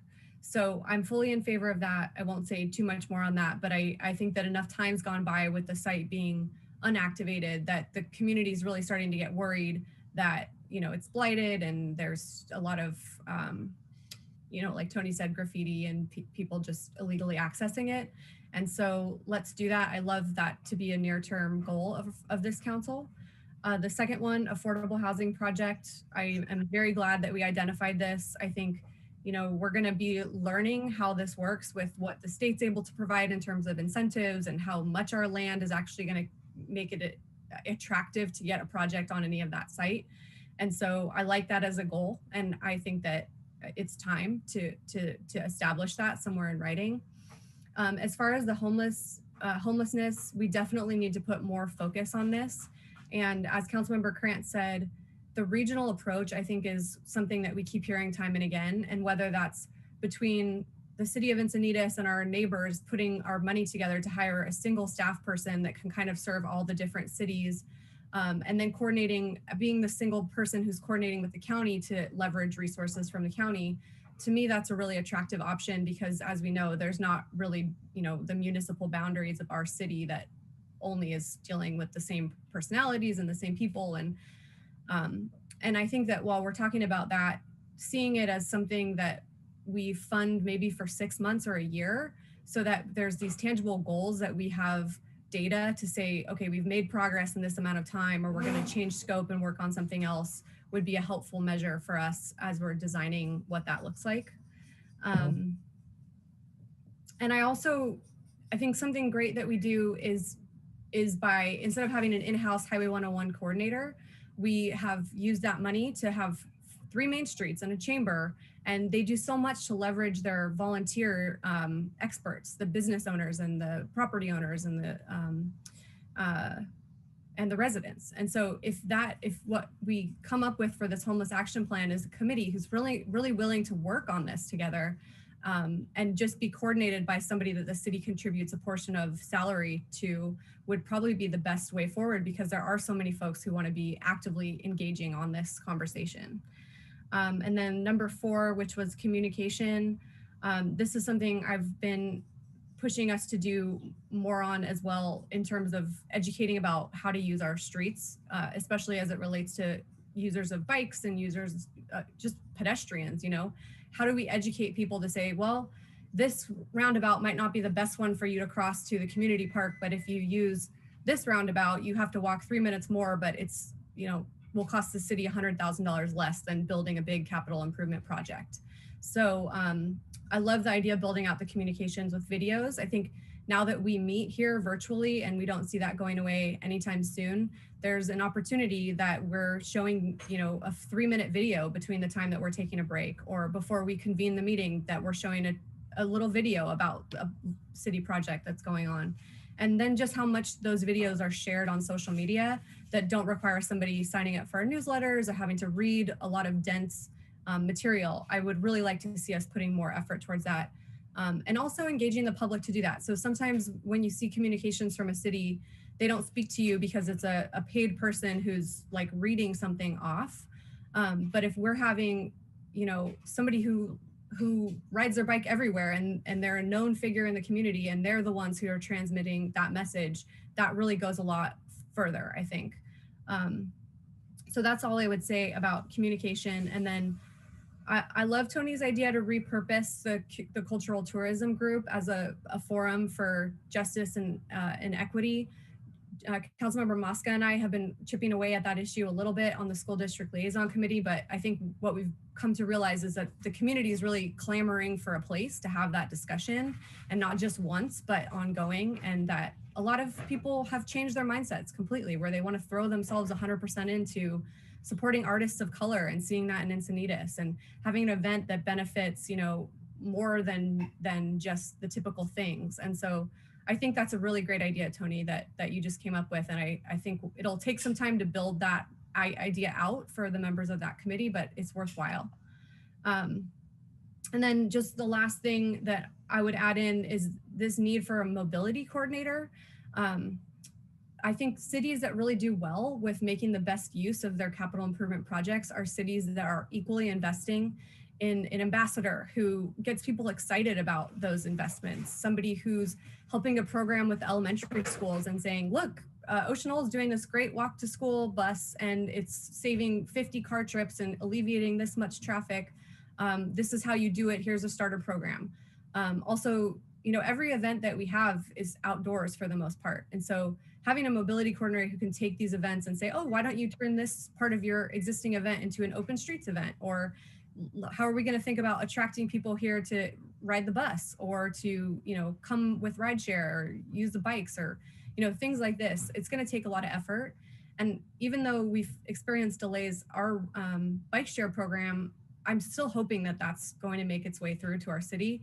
And I think that's going to take a lot of energy and effort and education. And I get at least one email today or a day from residents of Neptune, downtown Encinitas, all these places where now we're seeing this proliferation of people on bikes. And so to have somebody who's actively messaging and helping the community understand what is a proper use for the bike would be really helpful. So I think those were all the ideas that I had at this time and the input I wanted to give. Okay, thank you. Councilmember Mosca. Yeah, I'm just going to be brief because I've already commented on a lot of these items.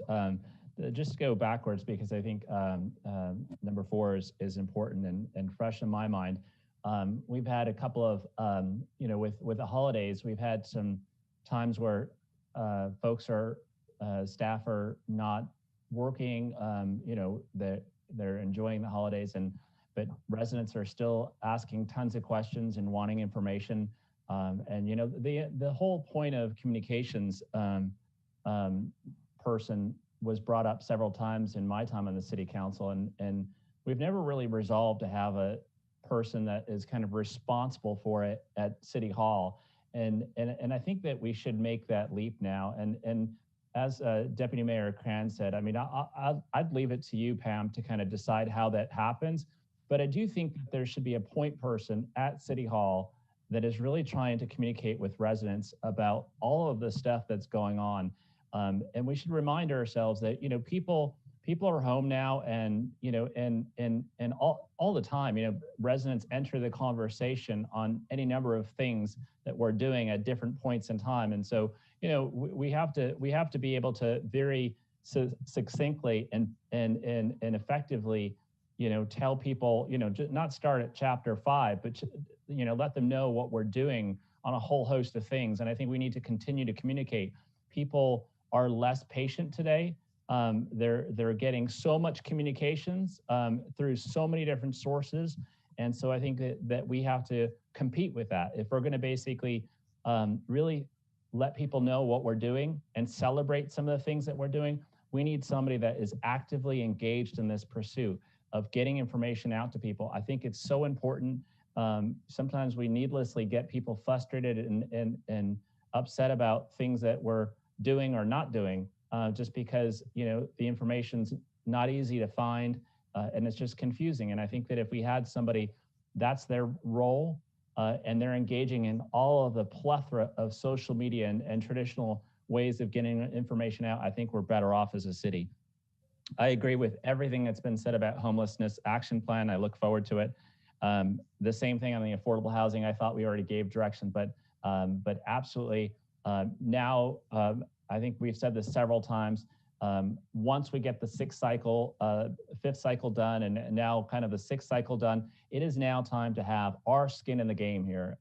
What kind of project can we build in Encinitas that shows that we authentically care about this and care about having affordable housing. And we should make sure that we're messaging from the beginning that this is not something that's going to happen overnight. I've been involved in a project like this in the city of Sierra Madre where I served before, and we were able to, actually, I said this before, that I stood on the shoulders of prior city council members that had served, and they put it in place the foundation of what had transpired. But I was able to cut the ribbon. But it took probably 5 years to get this off the ground. And so I think that looking at and coming up with a plan of what we can do this year and starting to kind of marshal the resources and put those together. Obviously, the biggest piece here is where do we do it? That really is the biggest piece. I think the resources, as the mayor's already mentioned, we can put that together. I think it's really about where do we do it. And so I look forward to that conversation. Whatever permission or authorization you need, you have it from on my side. Pacific View, I wasn't really keen. I got to say, I absolutely agree with you guys.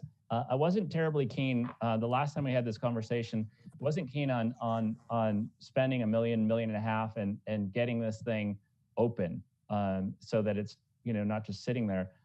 Because I wanted to have more of a long-term plan of what we're going to do with this site. And so, but I think I thought that we would probably be there by now. I thought that we would have discussed a long-term plan and that we would be moving in that direction of having a long-term plan. So at this point, I'm in favor of for all the reasons that all my colleagues have just stated, and Deputy Mayor talked about, every time I walk by there, it's being used by kids that are skateboarding on it and graffiti and stuff like that. So, I mean, it can't just languish there. People have put time and money into it. So we really need to open the doors. We need to get it up to par so we can open up the doors. But I'm still of the mindset that we should think about the future. What is the long-term plan for this property? And I do think that unless the city decides that we want to augment some Parks and Rec kind of amenity, I really do think that the plan ought to be, how does this site become independent, and not something that we're considering in our general fund budget every year. I think that there are lots of folks around the region that are benevolent and very generous with their dollars. I think this was the kind of thought early on with this site, and so I think that we should continue to pursue that in the long term. That eventually this is moved off to a nonprofit organization to run and to carry forward. So, yeah, those are my thoughts. Okay, thank you. Before I go over to Councilmember Kranz, I just want to ask the city manager to me it seems clear, but I wanted to see if you have any questions or anything. So no, this is all really exciting. What I think I just want folks to understand that the reason why we're talking about this is that I always have to be the buzzkill, but some of these are about choices. So Pacific View and us making an investment in Pacific View, which I absolutely recommend that we do for a lot of reasons, including that the group that was initially working through this cannot accept the liability that comes along with this building, which to your point, Councilmember Mosca, is one of the reasons why this has been very difficult to get off the ground. But I think we're going to have an excellent partnership with them. But it will be, $1 million or so that will be taken away from probably something else that's already existing in the work plan, unless as we go through the year that we end up doing better financially from a revenue perspective. Right now it looks pretty flat, than we did last year. And that's the reason why the meeting in March is going to be even more important, is because that's when we'll have more details on financials. Very helpful on the issue of the homelessness. We can definitely bring back different ways. As a staff level, we've been talking about, is it another social worker or caseworker? Is it a city staff member, et cetera? So we're prepared to bring that. And then just to make sure, what's important about the affordable housing discussion today with the staff is we are absolutely clear that we need to move forward on some type of a housing plan. What tonight's discussion is really important is that that we're not going to have a property developed or a determined developed funding necessary in a groundbreaking in one fiscal year. And I think what we need to do, bring back, is we need to bring back what it is that we are going to accomplish this year. And I think that the goal of having a site identified and some decisions around that and financing is a really good goal for the year. So those are the kinds of details we'll be bringing back. With regard to communications, years ago when the public information position was created for the city, it was created at a time when there wasn't the complexity of multimedia, video, social media, next door, et cetera. So I think that the salary is a little bit low. When I've talked to the staff about the previous recruitments for it, to have a person who has not only the excellent writing and marketing and communication skills, but you need to have that person at a level that they are able to do what you described, Councilmember Mosca, which is that they intuitively know that there's something that needs to be addressed, that there's somebody that can be trusted, that understand enough about the work that we do, that they can respond or correct errors, let's say, that people post on Facebook or Nextdoor. It typically doesn't come with a super entry level position. So what I would be bringing back for the budget is really an adjustment. Now I can probably get that started before, because it takes a while to recruit somebody, especially during COVID. But those are the kind of details that I want to bring forward as part of the budget process.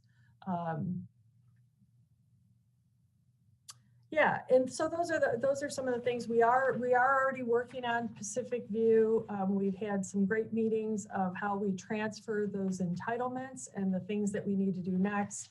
And long before our March meeting, we'll have a timeline available for you on that as well. Okay, great.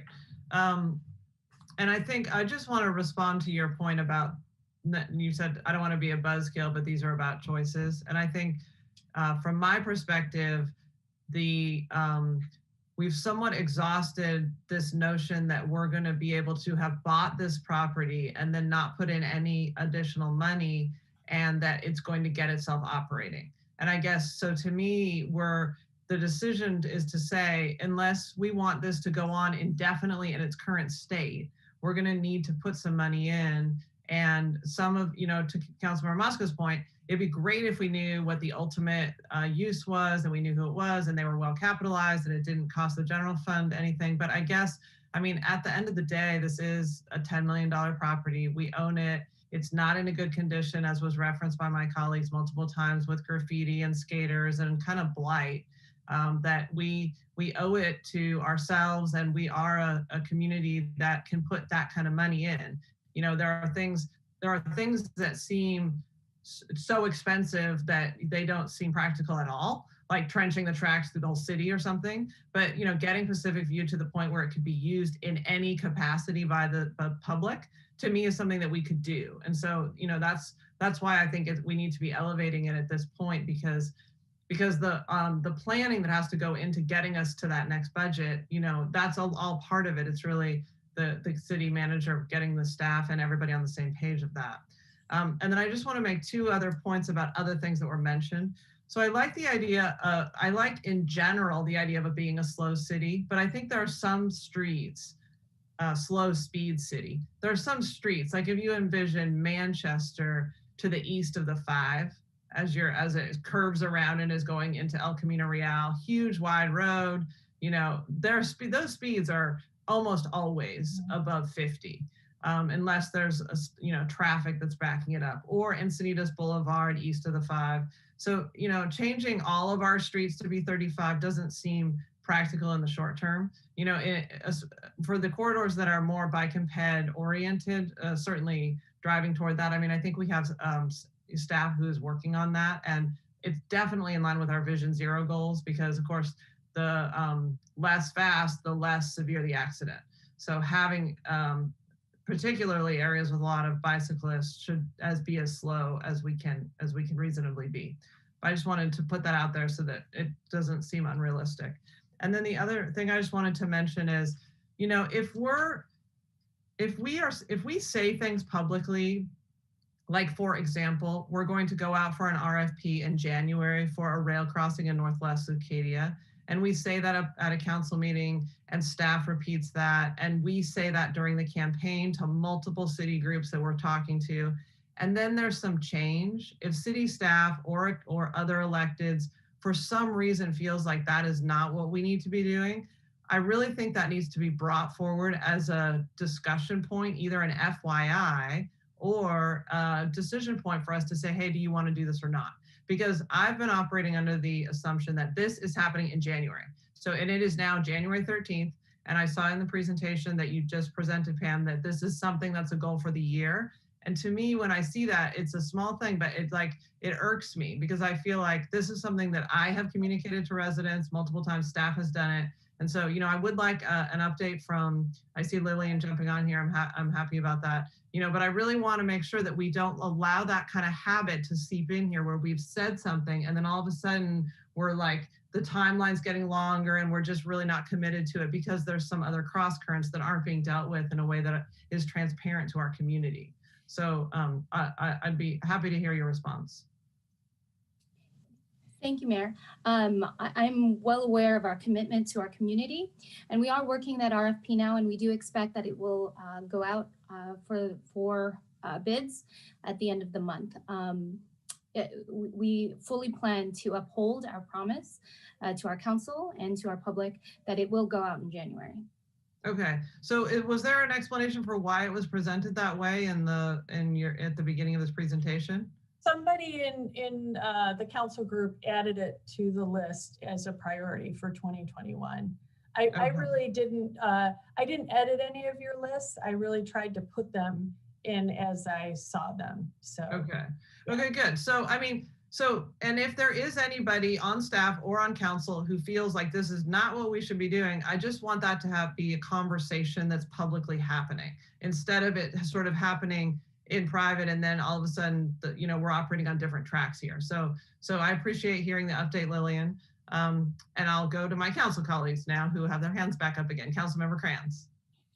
Yes, thank you. And I will be brief. The issue of slow speed city, I think, is one that is a conversation that should be held in conjunction with the circulation element update. So, classification of roads with the speeds that are associated with those, I think are, that's an important community conversation. And Manchester and in fact, El Camino Real, people are driving very fast. We try to slow them down. In fact, I think it's the proverbial shooting fish in a barrel for our sheriff's deputies to be able to cite for speeding people that are traveling on El Camino Real in the vicinity of Mountain Vista. So it's an important conversation, and I just think that the ethic of our community is to try and slow people down for the survivability of accidents, as you mentioned. So I do think that the council giving the city manager direction that is something we want to look at is important. Long-term Pacific View may be a huge, a nice big arts complex, but my prediction is that 25 years from now, the existing buildings will still be functioning and in full use. So I think the sooner we get to the point where we're doing that, the better. I am of the mind that we invested in a park, just like we did with the community park. And while they are not apples to apples comparisons, the reality is we spent $50 million to get our community park built and purchased. So you know, we're at 10 million for the cost of the Pacific View site.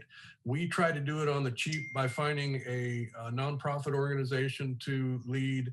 I think it's time to make the city investment to get the place open and, you know, treat it as a park. We don't look for parks to pay for themselves. And I feel the exact same way about Pacific View. I know that my colleagues back in the day when we purchased the site had that same attitude. It's my hope that with this newfound emphasis, we can get it open and we can continue the conversation about how it might be changed in the years ahead. So very important. And I think that in the end, we will do very good with that.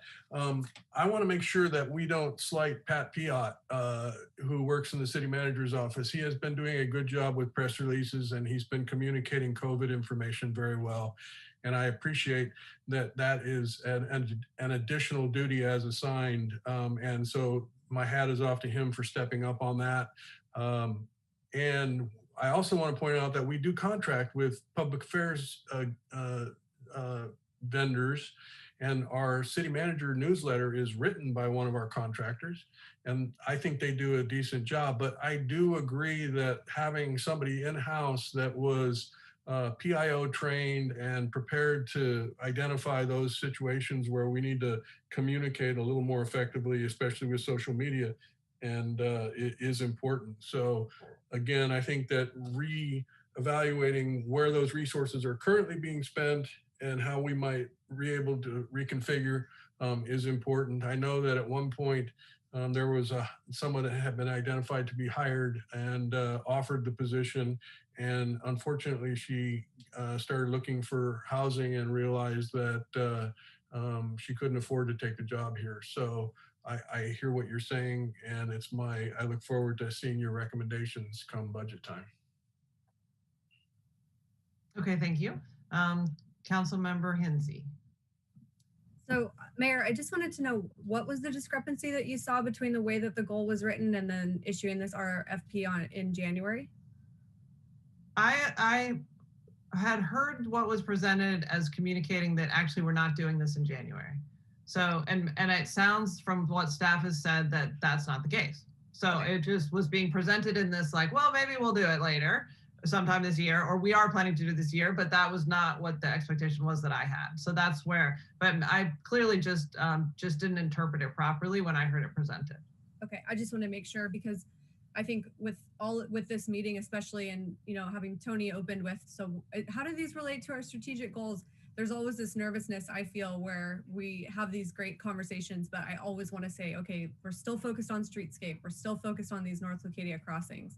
And so I think it's important to say that even though we had these 4 points that were picked out, that more consensus was needed and more conversation was needed, that we have built the consensus already over the years for Streetscape Phase 2, for slowing the speeds on Highway 101, and for identifying a North Leucadia crossing this year, because those are still at the top of my list, even though, you know, I'm excited to move forward with Pacific View and all these other things.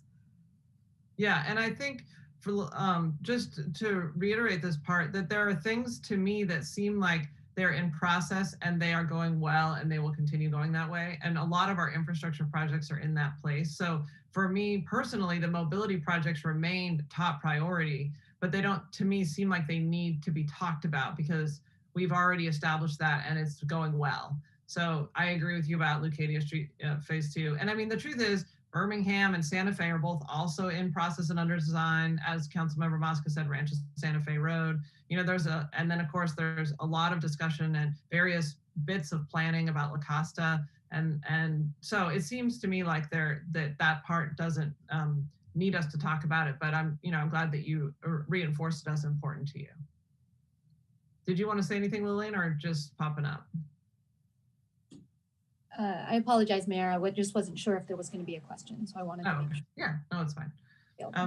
Okay, so I think that that's probably it on this topic. I mean, this was a conversation. It doesn't seem to me like we need a motion. Do you feel like we do, City Manager? No, I think it's very clear. I was just going to add that I think what it tells me, if there's things that are already in process or things that are on the list, I took it as a reiteration that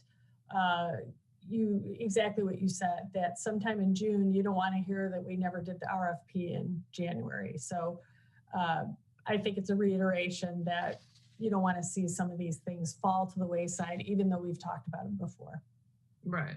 Yeah, and I think that happens at a lot of our meetings, like the ADU meeting, coming back. I mean, there are lots of different times where we have that kind of thing, and we leave it to you to hold them all and bring them forward. And some of the stuff like marijuana taxes and redistricting, I mean, those need to be moved forward just by the staff, and they're presented to us when there's something that we can do or need to do on those topics. So, okay, good. Well, I'm happy that we had this conversation because I think it needed to happen.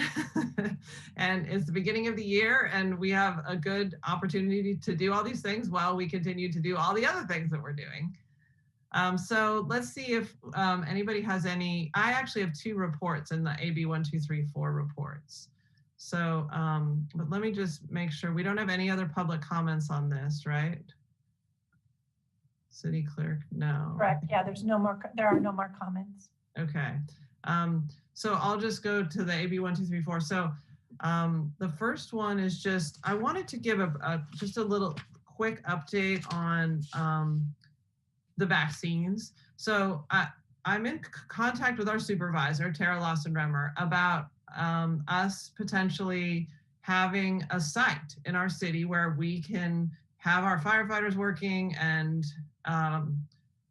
as paramedics to distribute the vaccine, and us doing it here on like the Senior and Community Center or somewhere else. Now, this is like very preliminary. So I just want to say that you see that this is happening at Petco Park and they are looking to partner with cities. So at Sandag, we had a presentation and there were a number of cities, I mean, including Encinitas, that said, we would like to be part of the solution to move the vaccine forward faster. I think what's clear, and this was made clear again today from the county with the presentation of the numbers, is that the backup is really not the issue of us being able to have a site to distribute. It's really about the doses. So I'm just going to give you some numbers that were presented that I think are really useful. So in this county so far, we've had about 250,000 vaccine doses that have been shipped to our region, 250,000. So the number of people in 1A category, that's healthcare workers and long-term care facilities, is 620,000. So, you think about that, 250,000 doses, and then 1A, 620,000 people, and people need to get 2 doses. So at the moment, there's just nowhere near the actual number volume of vaccine that we, to move like really quickly with going on to the next phases. And I don't know if you're all receiving, but I am receiving emails from people every day saying, well, I want to get the vaccine, or can I help distribute the vaccine, trying to be involved in this. And the reality is that we just don't have those doses in our county yet. But there's a phone call with the city manager and me and our supervisor, and then the 2 other cities of Del Mar and Solana Beach, and it's all just being organized now. So in the future, maybe next month, we would potentially have a potential of having a site here in our city, which I think would be really exciting, because us being part of the solution is clearly a way to contribute positively, because we know that the path through the pandemic is with the vaccine. So if we can help there, I really hope the city can step up and do that. So that was the first thing I wanted to share. And then the second thing is just the update on the regional litter subcommittee that I'm running through Sandag. We had another meeting today, and I don't know if you're all noticing, but the amount of trash on the freeway has been bad and it continues to get worse. One of the reasons for that is that the probationers who used to pick up litter are no longer able to do that because of COVID. There are a number of great ideas that Caltrans is coming up with, which is fantastic, because there's been, I perceive it as a failure to own the problem. Like that, this is for trash on the freeways, that's a blight, a pollution, and is really the responsibility of a state agency.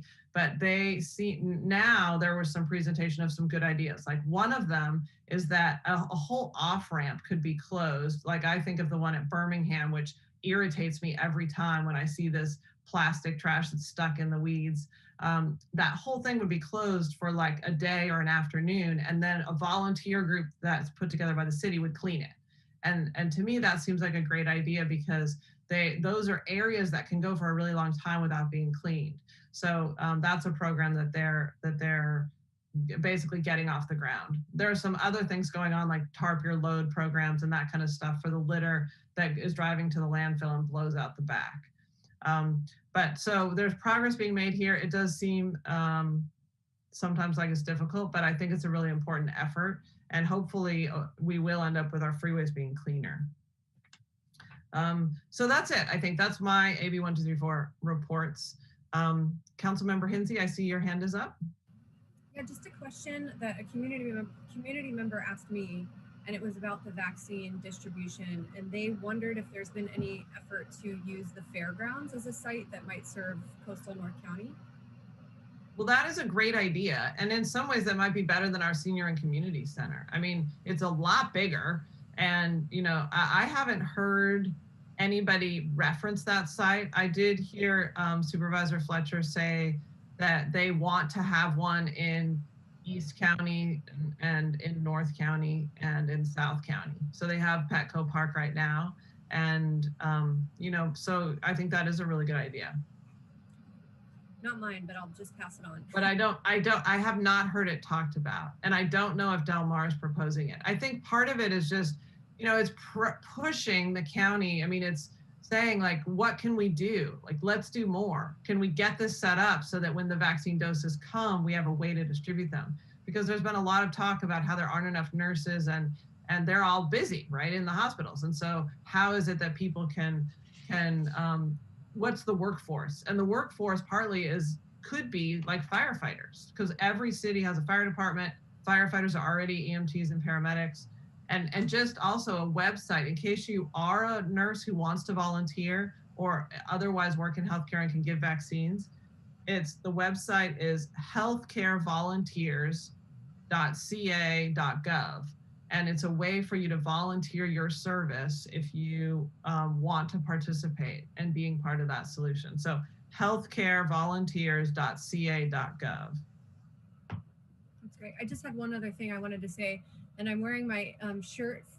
Let me move my camera down here, but it's Together Encinitas. And this is the shirt that E101 had made to use as a fundraiser. And today was the day we were all supposed to gather in downtown and shop at a local business and eat at a restaurant. But they deferred that event because obviously we're under the stay-at-home order. So you can still get the shirt. It's an awesome shirt.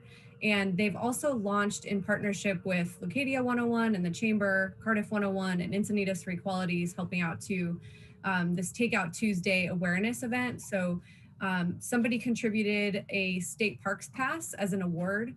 An anonymous donor will give out one state parks pass this month to somebody who participates in Takeout Tuesday at an Encinitas business 3 of the 4 Tuesdays this month.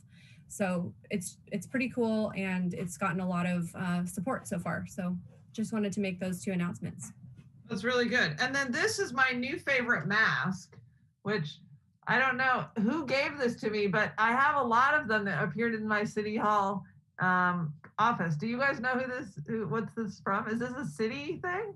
It is a city thing, and actually it's one of the projects that Pat Pyatt worked on. Yeah, I love this mask. Like, it goes around your nose and you can adjust it on the side. It's like my new favorite mask. I wear it all the time. So thank you for doing that. Are we distributing them, or what was the story?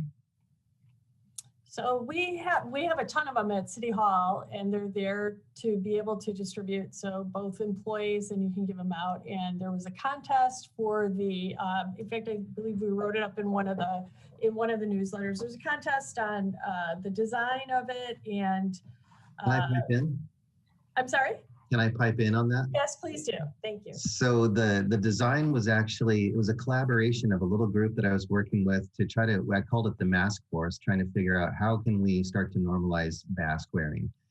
And so the design inside the letters was by a high school student. I didn't know at the time. I just learned that it was Jessica Contreras's daughter. She's 17. She goes to a local high school.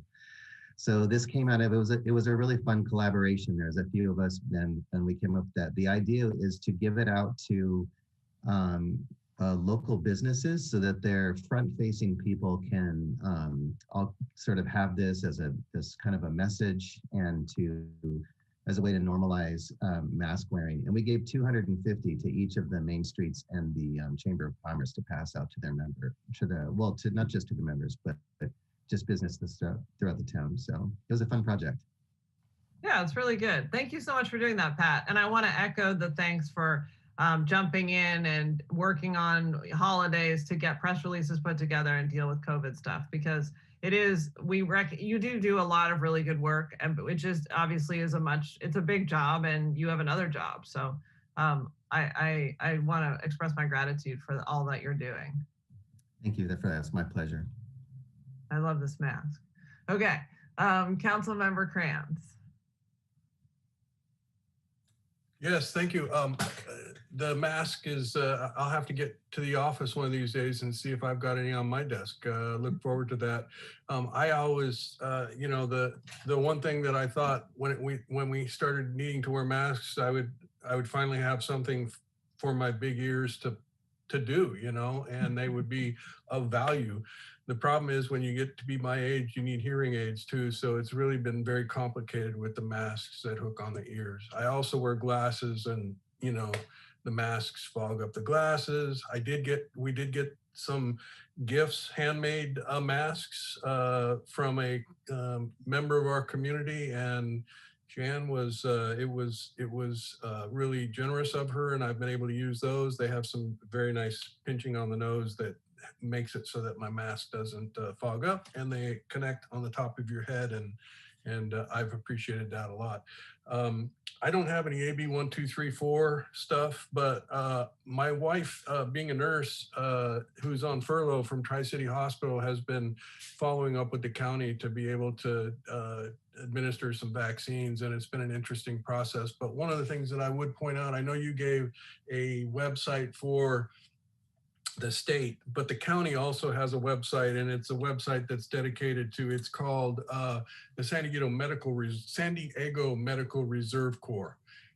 And I would encourage people, I will forward the website URL and the email address, because I think we should disseminate that in a city manager notification email, because we have a huge community of public health workers, and this would provide them with the opportunity to volunteer their services to administer these vaccinations. And while I think that Del Mar Fairgrounds and some of these other sites are going to be necessary to use, I do think that creating satellite sites where there aren't as many cars and there isn't as long a wait is also important. So the sooner we can develop this medical reserve corps here in our city, the sooner that we can use our facilities once the vaccines are available. So I will forward this URL and email address, and I would hope that we could disseminate that to the public as best we can.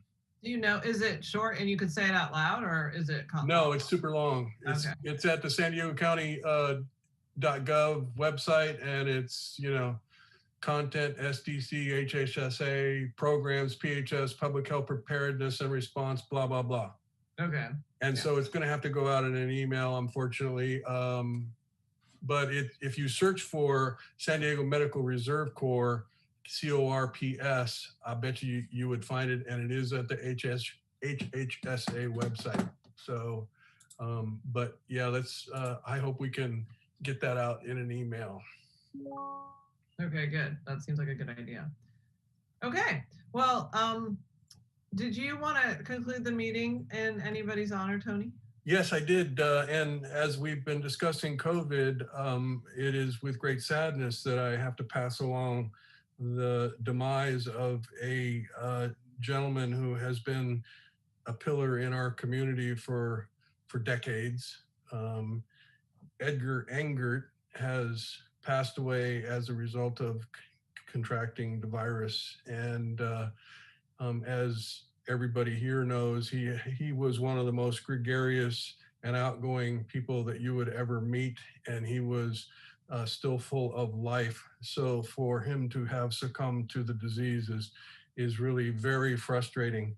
Known as Mr. Encinitas for all his involvement in social organizations around our city. He has been a part of many of the important efforts to enhance the community through events that bring people together. And he was, as a native of Germany, he was instrumental in his advocacy for the Oktoberfest that the Chamber of Commerce put on. So it is heartbreaking. His daughter, Leanna, was my sister Rose's best friend growing up. I spent a lot of time in printing classes with his son, Ronnie, and I send out my condolences and prayers for the whole family. They're obviously shocked by the impact that this has had on their lives. So with that, the mayor has allowed me to adjourn this meeting in honor of Edgar Engert, who unfortunately passed away. That's very sad. And he was Mr. Encinitas and very gregarious. Yeah, and he, came to Encinitas, essentially talked his way into a job at Ecke Ranch and became a critical member of the Ecke Ranch team and the development of the poinsettias, and long-time employee of the Eckes, and super committed to the floriculture business here in Encinitas, and active in Chamber of Commerce stuff. He was on the board of the Heritage Museum, and was definitely still full of life and looking to advocate on behalf of our community. So a huge loss. Yeah, so sad. Okay, well, unless there are any other updates, we will adjourn this meeting, and we will see you next Wednesday. So with that, good night. Good night.